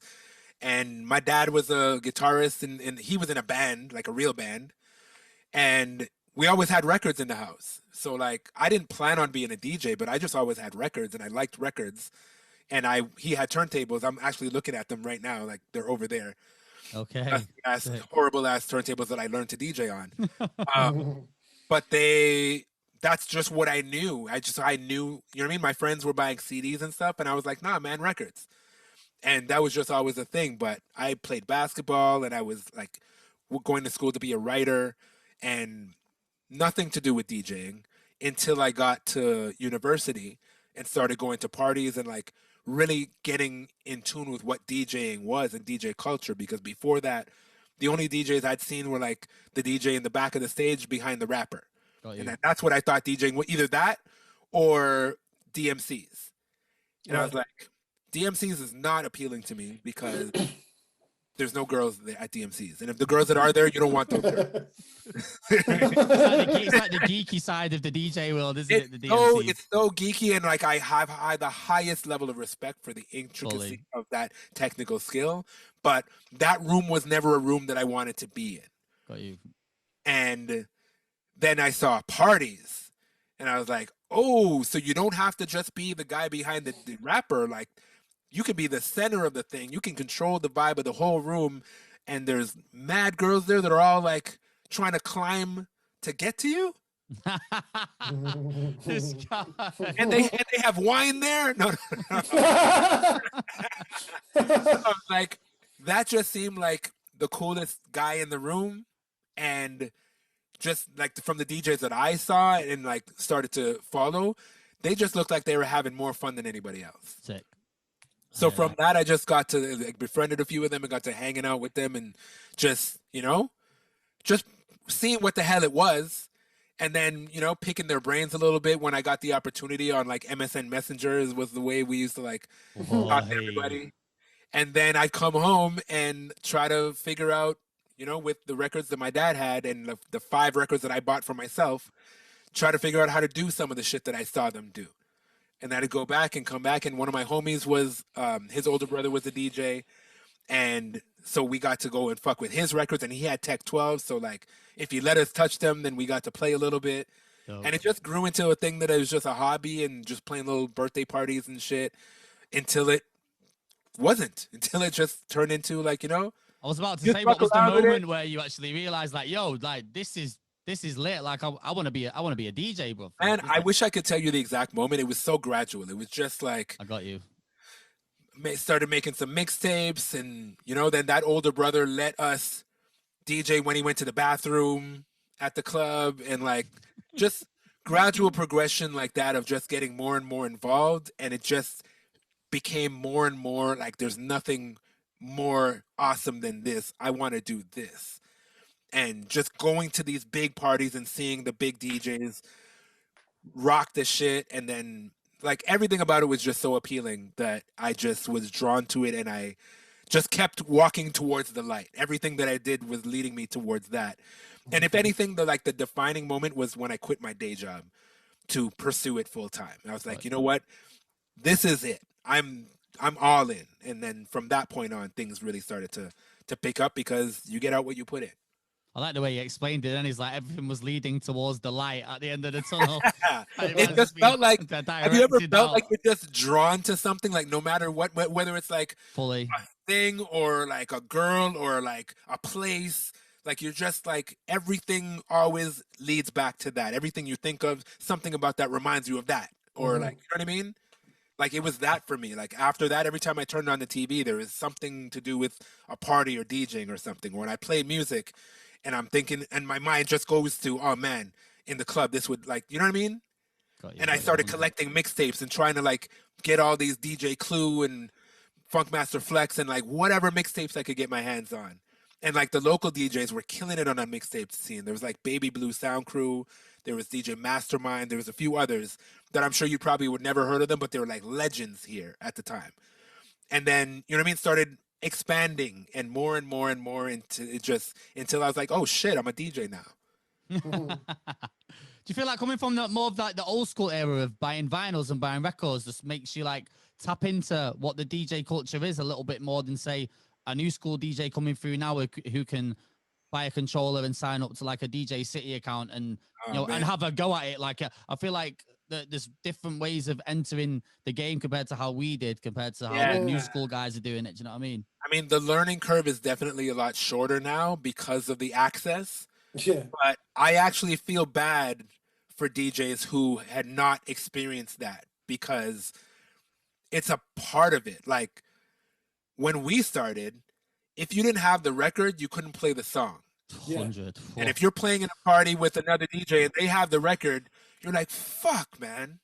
Yeah. You know what I mean? Like, and that feeling of like going to multiple record stores trying to find this one song, and that moment when you find it, you're like, oh. Yeah, it's like lifting up in life. It's like a Lion King moment. You know what I mean? And then that first time when you get to put it on the decks at the club and play and be like, and people are like, oh, you have this? It was like, not only that, you've got to take care of it as well. Once it's done, you've got to put it back in the sleeve, because if you scratch that record and it's going to start jumping in your club sets, that's it. You can't play it again. Trust me. So it was, you know what? What you just said, music was more precious. Yeah. It was much more precious. Now it's very disposable. It was so precious. If you had like this shit behind me, I will never sell this shit. And there's some bullshit records in here. I got so much Yin Yang Twins in here, you don't even know. But, I've still got, it's the bright green records. Yeah, I've still got them in mine as well. Right? That's the Whisper joint. Yes, there they are. There they are. You learn to read the records by the covers, man. You could you could probably name half of them by just looking at them side on the shelf, right? You know what I mean? So like because from record pools and all that, you get like the 3 dope records and 10 shitty records, but they're records though. So you put them on the shelf, and it feels good to have lots of records, even if some of them you're never gonna play. And I love these motherfuckers, man. Like, this is my blood, sweat, and tears. You know how much money and time and energy I spent in collecting this shit? And like the gems in here that I've had all of those moments where I'm like, I have it. Like that shit. I feel bad for DJs of this generation that will never know how that feels. Yeah. And that is an incredible feeling. That is a crazy dope feeling to finally acquire that song. Yeah. I feel like the next best thing now is like, say, I'll do like endless digging on SoundCloud and Bandcamp to find obscure edits that maybe a next DJ doesn't have. So like, I kind of got the feeling back from digging in that respect. In a way, it's not the same. But the thing is, you're finding things that you didn't know existed. Yep. You're finding things and being like, it is definitely a wonderful feeling to be like, yo, I discovered this edit or even this artist that I'd never heard of before. And like, now I'm digging into their catalog and I'm bringing this shit to my sets. I can't wait to show people these records. Like, music is music. And if we love music, you're going to get that feeling. But they can do that too. They can't do what we did. That was like, well, if you don't have the record, you can't play it. And when you find it, you get that feeling. Like, that will never happen again on this planet. That's facts. The other thing about that era as well, and I think this is probably where my mentality of not playing songs I don't like comes from, is those records that we were buying, we had to buy with our own money. So your collection is only going to be songs that you like. Yeah, I mean, that was how I approached it anyway. I wouldn't buy big songs back then just because they were big songs. I would listen, and more times as well, we're listening to songs before they're big in the club at this point as well. When you get to that point in the record store. So my entire collection, before I got to the point where record companies were sending them out, my personal collection, I'll call it, is all songs that I loved when I heard. Yes. So none of my club set was songs that I put on because I felt I had to. Right. Because songs that I love this song. Boom. It's going at that point in your career, you definitely, unless you're blessed with the situation that most of us are not, where you just had limitless income. I didn't have the resources to buy every record and just see what I feel like playing later. No. I don't know anyone that did. Right? It was just like, man, I got $50. I can buy 4 records today. Which one? It's like you would line up the pile of, and then you'd have to like relegate records and decide. God, do you remember that? I remember. You got to make the decision, boys. Like this, and then you look at the wallet and you're like, all right, which ones do I not need? And okay, let me eliminate that one. I'll eliminate it. Now, okay, I got to do another round. Like that. The best one's when you find the vinyl and it'd have like 6. They used to do the multi-press, so they put like 7, 8 tracks on one. So it's like a compilation vinyl. If you found a good one of them, if there was at least 4 out of the 8 or 4 or 5, you'd be like, oh, I'm so winner. I'm getting 8 tracks here for the price of one. We had a series that was popular here called Lethal Weapon. I don't know if you guys. I've still got all of mine. Lethal Weapons were going Lethal Weapons were a lifesaver, because for those of us, and again, I don't know how it worked in the record shops there. I imagine it was similar, but here there was definitely a hierarchy. Yeah. So when you went to the shop, records came out on Thursdays in Toronto. That's when the shipments came in, and if you were an established DJ, the people at the shop would take a rubber band and make a little stack for you and like lace it up. Put it aside. And they put your name on it and be like, that's for him, that's for him, that's for her. Yeah. Nobody touched these. And then the rest of us, commoners, had to clean up the scraps of what was left over. So if a big record came in, but they only got 10 copies, and there are 8 big DJs that they service, that's 2 copies up for grabs. So you had to be there. You had to cut school early to get there early.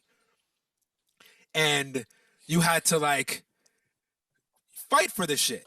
That was the amazing thing about that era, though, because there was that hierarchy. You had to earn your position. Yes. Because the top guys in the city would get first dibs on the biggest, hottest records. So they're getting the main set bookings because I can't. And especially over here, it might have been different for you. So correct me if I'm wrong, but like over here, we obviously, or the record stores had to import a lot from the States. Like we had to so it was a limited resource. Do you know what I mean? Like, and then here, because we're like right beside the States. Yeah. We had a lot of like some of the main record shops would drive 45. We're 45 minutes from the border to Buffalo, New York. Right. Yeah. So New York City would ship a lot of records to Buffalo, and people from Toronto would drive down to Buffalo and pick up those shipments. Okay. And bring them. So that's why we got stuff on Thursday, because that was the day that shipment came in. Yeah. So we had ample access to American stuff. UK presses though were like platinum level. Apart from Return of the Mac, what was coming out of the UK that you guys were fucking with though? Like mainly, I mean, the regular, like the mainstream hits or whatever would get American presses, but like say it was a Soul to Soul specific remix. Got you. Right, okay. That would be a UK press, and it would be thicker and would cost twice as much. I'm glad that happened. You got the thickness of the vinyls, right? You used to get them wafer thin ones, but that shit would be wobbling. One bit of heat on them, man. That shit's wobbling. Yeah. No, but I'm glad. Special pressings, those like the UK presses were always like the holy grail because that was our import. Okay. And they were always very specific records too. It wasn't just a regular pop hit record. It was always a very specific record or a very specific remix. Yeah, I'm glad to hear that it worked both ways, because over here, some of the most important US imports were more expensive. And I've told this a couple of times, but like, I grew up as a DJ. I grew up in a town called Brighton, or it's a city, but called Brighton, which is on the south coast. And there wasn't that many record stores that specialized in hip hop. And so AV8 party breaks, which were the thing that for a certain period of time, they were the shit. Like you had to have your party break collection. If you didn't have Franklin's, if you didn't have what's the same one that we all like try not to play now with the Fat Man? Be Faithful. Be Faithful. Like if you didn't have that shit, bro. I paid £25 for Be Faithful. Bro, double. This is the thing, yeah. You just said, like, remember, you'd have to buy records that you loved, but you could not ignore buying Be Faithful on AV8 when it came out. No, but you know what? The AV8 records, they were hot. Because it like came artillery. out. They were the secret weapons, man. But listen, because Westwood was playing those kind of songs all the time on radio as well. So it's like, I want to have that. What was the it was the Mobb Deep Quiet Storm instrumental of DMX over the top. I know which one you mean. Oh my God. Down like what? And having those kind of party breaks, bruv, in the club, like, yeah. It was like it's when that in Essence record as well dropped, didn't it? Yeah. The mob beat on. Ooh, yeah. All of those, but because they came in that same sleeve as well with like the symbol, the propellers. That's it. Yeah. And like the AV8s were an addiction. Yeah, they were. If you've seen them, you could not ignore the AV8. If they're on the shelf, it's like, bro. Absolutely not. That's the party breaks, bro. Like, come on. That was it. You know that, right? Like, you had to have those. You had to. You absolutely. Yeah. Did you have this too? Like, at the record shops here, they had a turntable in the back of the store. Yeah. That when people picked up records, because you don't know what everything is, you take it back there and like ask them to play it. No, you could do it yourself in the UK. They would So we would have there'd be like 3 turntables at the back with the headphone section. You could just basically pick a pile of records, and a lot of the record stores are closed now, man, which is a shame. They didn't do it like that. Here they had it that there was always a kid that worked in the back that it was his job to play the records for everybody who wanted to hear a record. Oh snap! So they played them out for the whole store. The fucked up part about that is everyone can hear the bangers. This is the thing. You're at the other end of the store, and everyone's digging. Everyone's like this, and then some record goes on, and everyone's like, what was that? Like, what the fuck is that? What is that? And then there's a mad rush to the back, and then it's always a kid. It's always some like 13-year-old, the nephew of the owner. He's like, whoa, I only have 3. I'm sorry. And then we're all duking it out trying to get this 3 records, even though like the big DJs are like, They already got it in their pile. They've had it for a month. They grab their pile. Their pile is like this thick. There's like probably 20, 30 records in there. They don't even need to worry about how many. They just take them all. They know they're all carefully selected. Yeah. And they can't afford it. So they just take them and go. Yeah. And we're all back there like literally clawing at each other, trying to get that record that we don't even know what it is yet. We just heard it and it was hot. You know, whoever invented Shazam must have been one of the people at the back of that rush every single time. Real talk.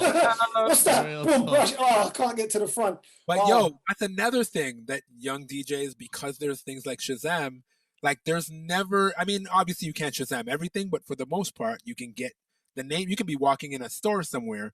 Here's something. Pull out your phone, or you're watching TV. Oh, what is that? Boom. Shazam, Whereas we had to be like conversing with each other. Yo, have you heard this song that goes like this? I can't remember the exact words, but it kind of goes like this. You remember it? And like collectively, we have to figure out what that song is, and then we have to go find it somewhere. That shit would do your head in as well, because you'd remember a couple of the words, but it's not enough to remember the actual song. Sleep, and you'd be there pissed off, and wake up pissed off, and till somebody, till you finally figure out what it is, and they're like, yeah. But like 3 weeks later, you'll stop thinking about it, and the penny drops. Yo, I know what it is. That's it. I got it. And then I'll never know the struggle. One of your boys has a copy and nobody else has it, and you're all fucking jealous. And man, those were good times. Those were good times. Bob, so you actually run like a bit of a record label and like a lifestyle brand thing. Like, can you talk to us a little bit about this? And is this still something you're working with right now, or? Yeah. I call it Jane Shepherd because that's the intersection where I grew up, was Jane Street and Shepherd Avenue. So I just did that. And I started my idea for it is to be a label that will grow to, like, I'll sign artists at some point and like do shit like that. But for now, I'm just like, I want to just use it as a vehicle to release my own records. Got you. So that's what I'm doing right now. I've had people trying to get me to sign them. I'm like, you really don't want to do that because I can't do nothing for you, man. I'm still trying to do my own shit here. Got you. But beyond that, I've kind of structured it not just as a record label. I call it a lifestyle brand because, like, when I do merch, I funnel it through there, or when I do events, I funnel it through there. And like the whole thing is it's just an extension of my creative energy. And like, that's what that is. And I hope to grow it to a point where I'll have staff and be able to then take on the responsibility of signing other artists and help build them. But at the moment, I'm still so focused on my own shit that like, that's my car, and I'm in the driver's seat right now. At some point, I'm going to grow it to be a bus, and then a train and a plane, and we'll all be able to go. But right now, it's just me. It's kind of like what we're doing with Compound here. It's kind of like just a hub that enables you to house like your stuff within it. What is like side to what your own personal brand is. Like, would you say that's important for DJs to like try and like brand out and add extra? Do you know what I mean? Like extra strings to the bow. Like you said, you do so many different things. Like you can't just be, well, you can just be a DJ, but do you think it's important to try and add the different elements to your career, especially now? I mean, well, now, absolutely. We all have to figure out multiple streams of revenue because there's nothing like completely solid. But in general, in business, it's a good idea to have multiple revenue streams because there's ups and downs in this shit, especially as an entrepreneur. Like, sometimes things are awesome, sometimes they're not awesome. But if you have a few things on the go, you'll be all right, is the way I always looked at it. But for me, I'm just like, I get bored. So I can't be satisfied if all I did was just DJ, I probably wouldn't be a DJ anymore because I would be bored by now. Because like if I just DJed and I had one club that I DJed at all the time, every Friday, Saturday, Sunday, whatever, I'd be bored out of my skull. So that's where the traveling comes in, because it's always fresh. People ask me, hey man, you've been DJing 20 years. Aren't you like sick of the clubs and stuff?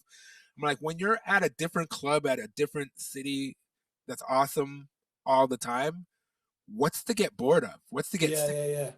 Like, this shit is fucking, if you were in my shoes, you would not be sick of the clubs the way you are because you go to the same 2 clubs every week for your whole life. It's not the same thing for me. And also, I'm looking at it from a different vantage point. I'm the DJ at the club. I'm not there spending money buying tables trying to get girls. You know what I mean? I'm the DJ playing music, doing the thing that I love to do, getting paid to do it, and girls come with that shit. So like, we're not the same. You know what I mean? Real We're talk. not in the same. We're not in the same seat. But I just like other stuff. Like I just really like other stuff. The reason why I started the marketing and branding agencies because I really enjoy branding. And like to answer your question, kinda, I think it's important for DJs to brand themselves. And that's why I gave you a compliment early on in meeting you too. I was like, yo, dude, I fuck with your branding. The way that Thank like you, my bro. I see that this guy with his branding, bro, is yeah, right? Like it's on a wizard. level, it's on a level that is very clear. You know who you are and you know what you're selling. And you're presenting it in such a way for people to not only understand that, but to like recognize its dopeness. You know what I mean? Man. There's a lot of people that have been doing shit way longer than you and me that still don't fucking get that. Yeah, There's a lot of people that just started yesterday and get it like crazy. Oh, I feel like I get the same feeling when I tap into your stuff. Like that's one of the reasons why I kind of warmed to your like your Insta and stuff in the first place. Like all your branding, the way you present your streams, and just the whole like 4Korners package is like nailed on. So you can fully just tell by looking in from outside. Like branding is like your thing. Well, yeah, thank you, man. Like I really care about that shit and I enjoy it. And I think that it's super, super important. You could be the dopest ass DJ ever. But if your brand is shit, how do you sell that? Because really, and like, and this is coming from like, I'm a dope DJ. I know I'm a dope DJ. I know I'll tear up any set. But that's not exactly the reason why I get booked so much.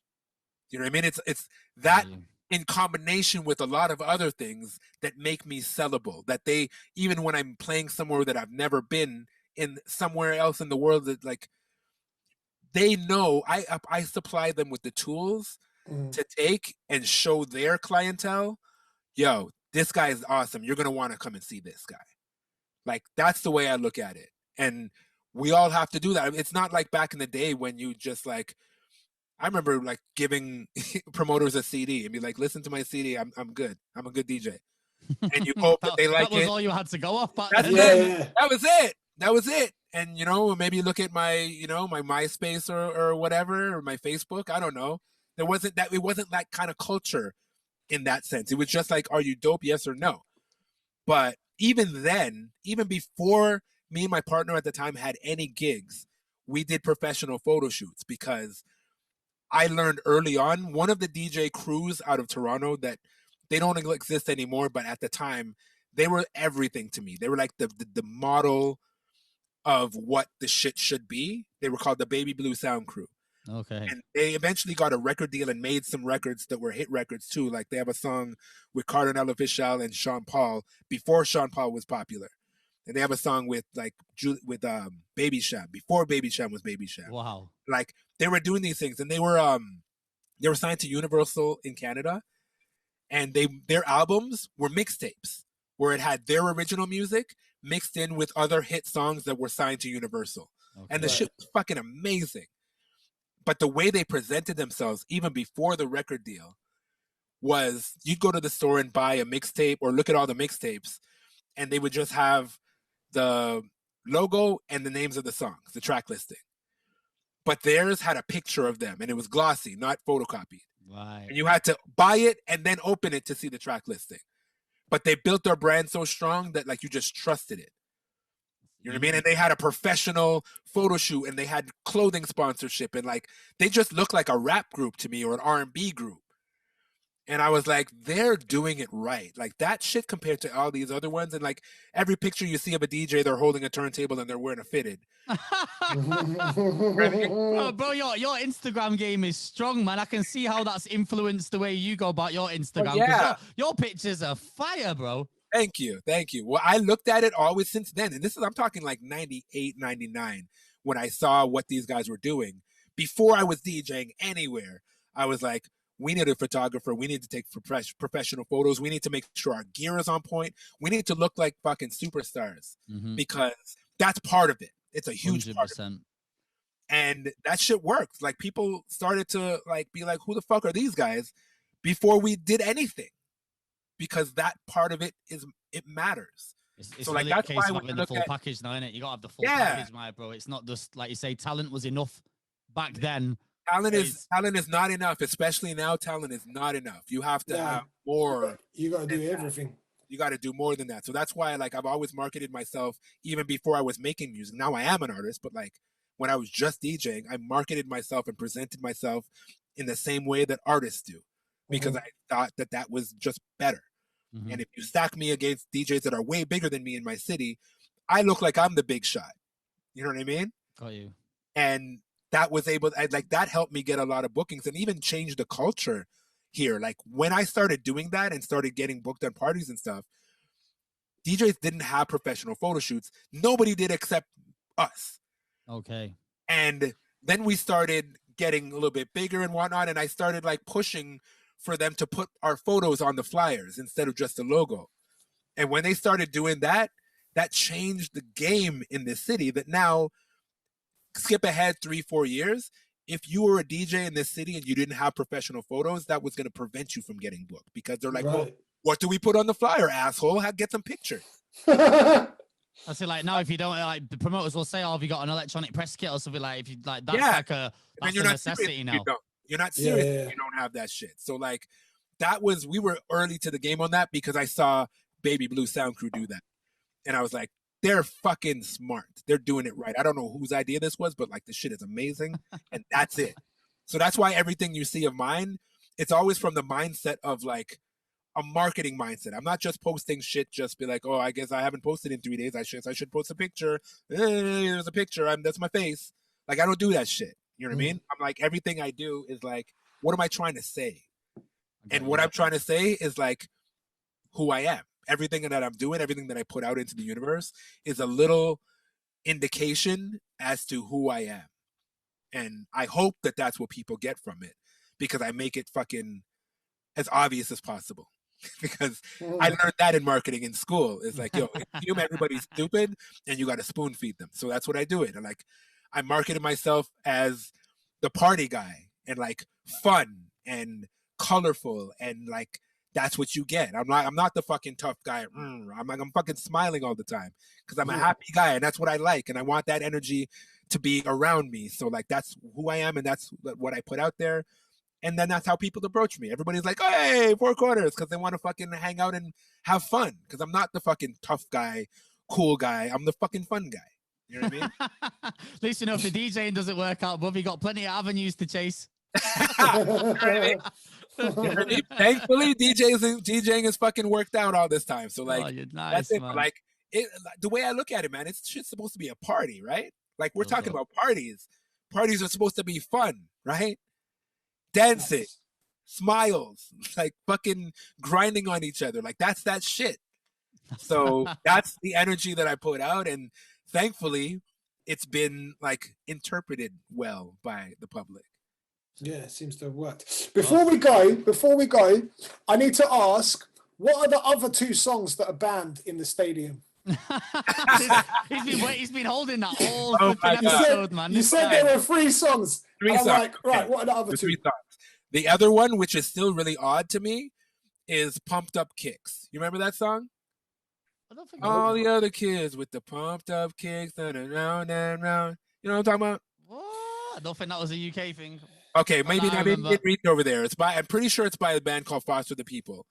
It was a really big radio hit, and apparently it's about like suicide or some shit. Right, I got you. Okay. Like on a deeper level. That makes sense. But it's a really happy sounding song. Right. And I've never listened to it deep enough, because it's not like, I listen to bars. Yeah. I listen to R&B, but like, it was a pop record. I don't fucking take the lyrics in like that. I just play the song. I like the melody. It's a fun, it's the right energy for the stadium. I played it.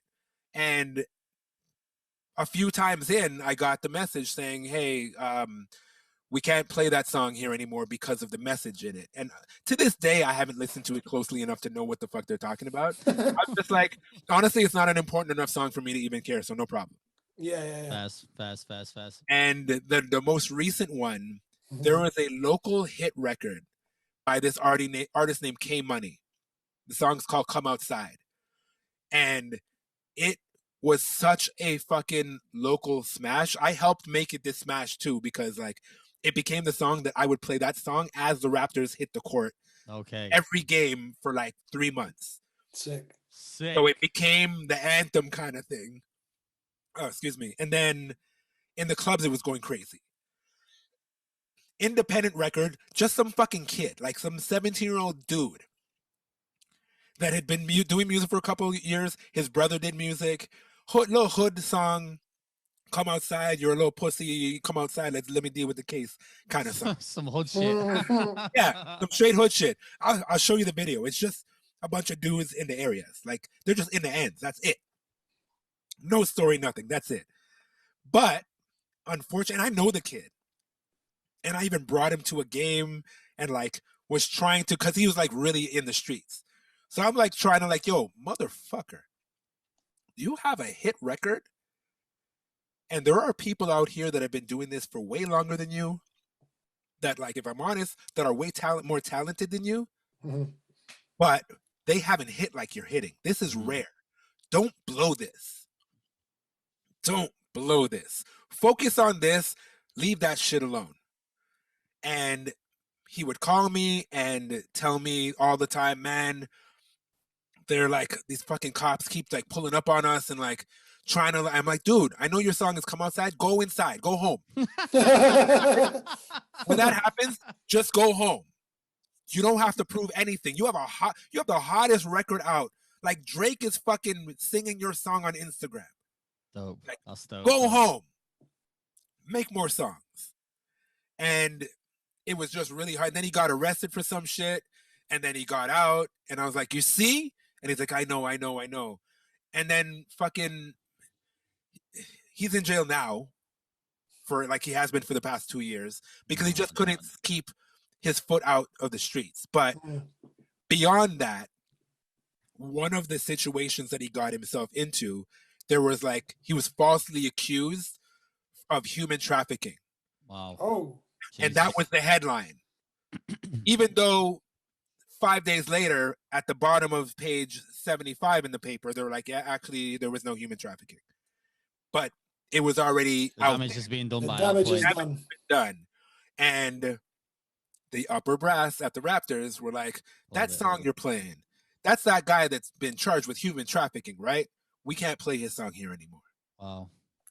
Damn. And that sounds super relatable, in like, especially in the UK, because we have a lot of artists that maybe have the talent but can't keep off the streets. Do you know what I mean? And they'll have successful hits, and like, but something just always pulls them back to the streets, man. Shit, like, bro, shit got bad. Shit has gotten pretty bad here in Toronto. Like, there was a time, like, I want to say 2-3 years ago, I was like, yo, around the time when I was like talking to him and stuff too, I was like, yo, what I'm gonna do is I'm gonna produce a compilation where I'm gonna bring rappers from different neighborhoods together, and like, in the name of just making music and squashing the beef and like unity, you know? Because like, Toronto's on. People are paying attention to Toronto. I'm just trying to show these kids that, like, yo, you have an opportunity now that's very rare. The entire rap world is focusing on Toronto and like very interested with what's going on here. Yeah, they know Drake, they know Tory, whatever, but there's very big interest with what's going on here, because there's like Baka Not Nice, there's Pressa, there's Big Lean, there's like a few artists that like starting to buzz outside of Toronto, and the world is watching. Don't fucking blow it. So I'm like, I'm gonna do this thing. Bro, the way things went, and like the thing with him too, I had to take several steps back, because like there's a few of them that are not even with us anymore because of that street shit. There's like a lot of them are in jail, like just so much that it's not something that I, as a grown ass man, need to be involved in. I don't want to have to look over my shoulder at, oh, you worked for him, you worked with him, so now you're a problem for us. Like, you're affiliated.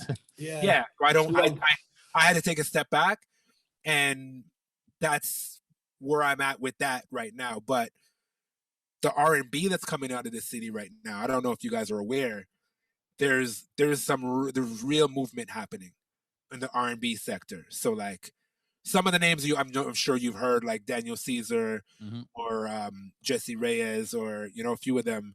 Have you heard of Savannah Ray yet? Savannah Ray. I don't think so. Savannah Ray. There's Savannah. There's Savannah, someone that I've heard of. No, okay. Savannah Ray is being produced by Boy Wonder. Okay. Universal Canada, and she's super dope. There's a few others that are like just bubbling up. That like, there's an artist named Toby. There's like one named Zach Zoya. Like, there's these artists that are bubbling up now on like more in the R&B realm that are cold. I need to tap, bro. You need to get that folder together, homie. Yeah, 100%. I don't talk about folders, bro. You owe all of us a folder. You opened your mouth and said folder. Nobody asked you for a folder. You said, you didn't think we could get through this conversation without talking about the folder, right? Bro, but listen, when you've got 140 man asking you for a folder, I'm like, yo. See, you messed up the same way that you messed up by letting people know, okay, well, I'm taking requests on the stream. Oh, yeah. It, you messed up by saying, all right, I'll make a folder. Now every man's like, where's the folder, bro? Where's the folder? Yeah, absolutely killed it. You know, when you're just trying to be nice. Yeah, I'll get a folder together at some point. And now there's pressure. Every time I step in that group, I'll show you some records still. Even honestly, even not even just folders, like just even links so you can check the shit out. Because not all of the stuff that you're gonna spin in your sets, but it's definitely stuff that you can vibe with, and there is a real movement. So that's kind of what I'm focused more on in terms of some of the music that I'm working with. Okay. And as well, I have a house music project with a partner named Ashton Adams. We call ourselves 401 West. And that shit is the most exciting shit in the world to me right now. We're just making grassroots, like OG Chicago style, but with a modern twist house music. That's like, it's everything. It's everything. I'm about to listen on Spotify earlier, and I was like, what pocket would you put this music in? But you've just explained it yourself. That's what it is. It's a separate, and because we made music before. Me and Ashton did a hip hop record before, and we did another dance record before, but we decided to make this project very specific so that we could like build the marketing around it and like really get that message through that like, yo, house music was invented in Chicago in the 80s by Black DJ producers, and nobody seems to know this, and it's fucking weird. So we're trying to like let people know what the roots of this are, as well as like bring back that energy, because there's, you know what I mean, when the term EDM became a thing and like puts a bad taste in people. People say EDM, and you start like your face starts to look like something smells bad. You're like EDM, like you know, because it just got so, you know what I mean. Like electronic music is amazing, but like EDM and that whole movement in that time period just watered down the shit when it got popular in the States, and like it stopped being musical and just started being noise and sounds that people turned up to at festivals.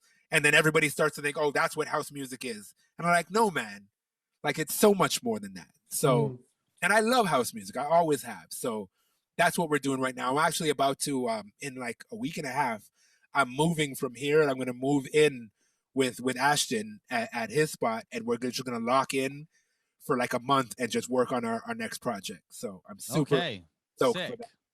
And that's like, that's everything right now.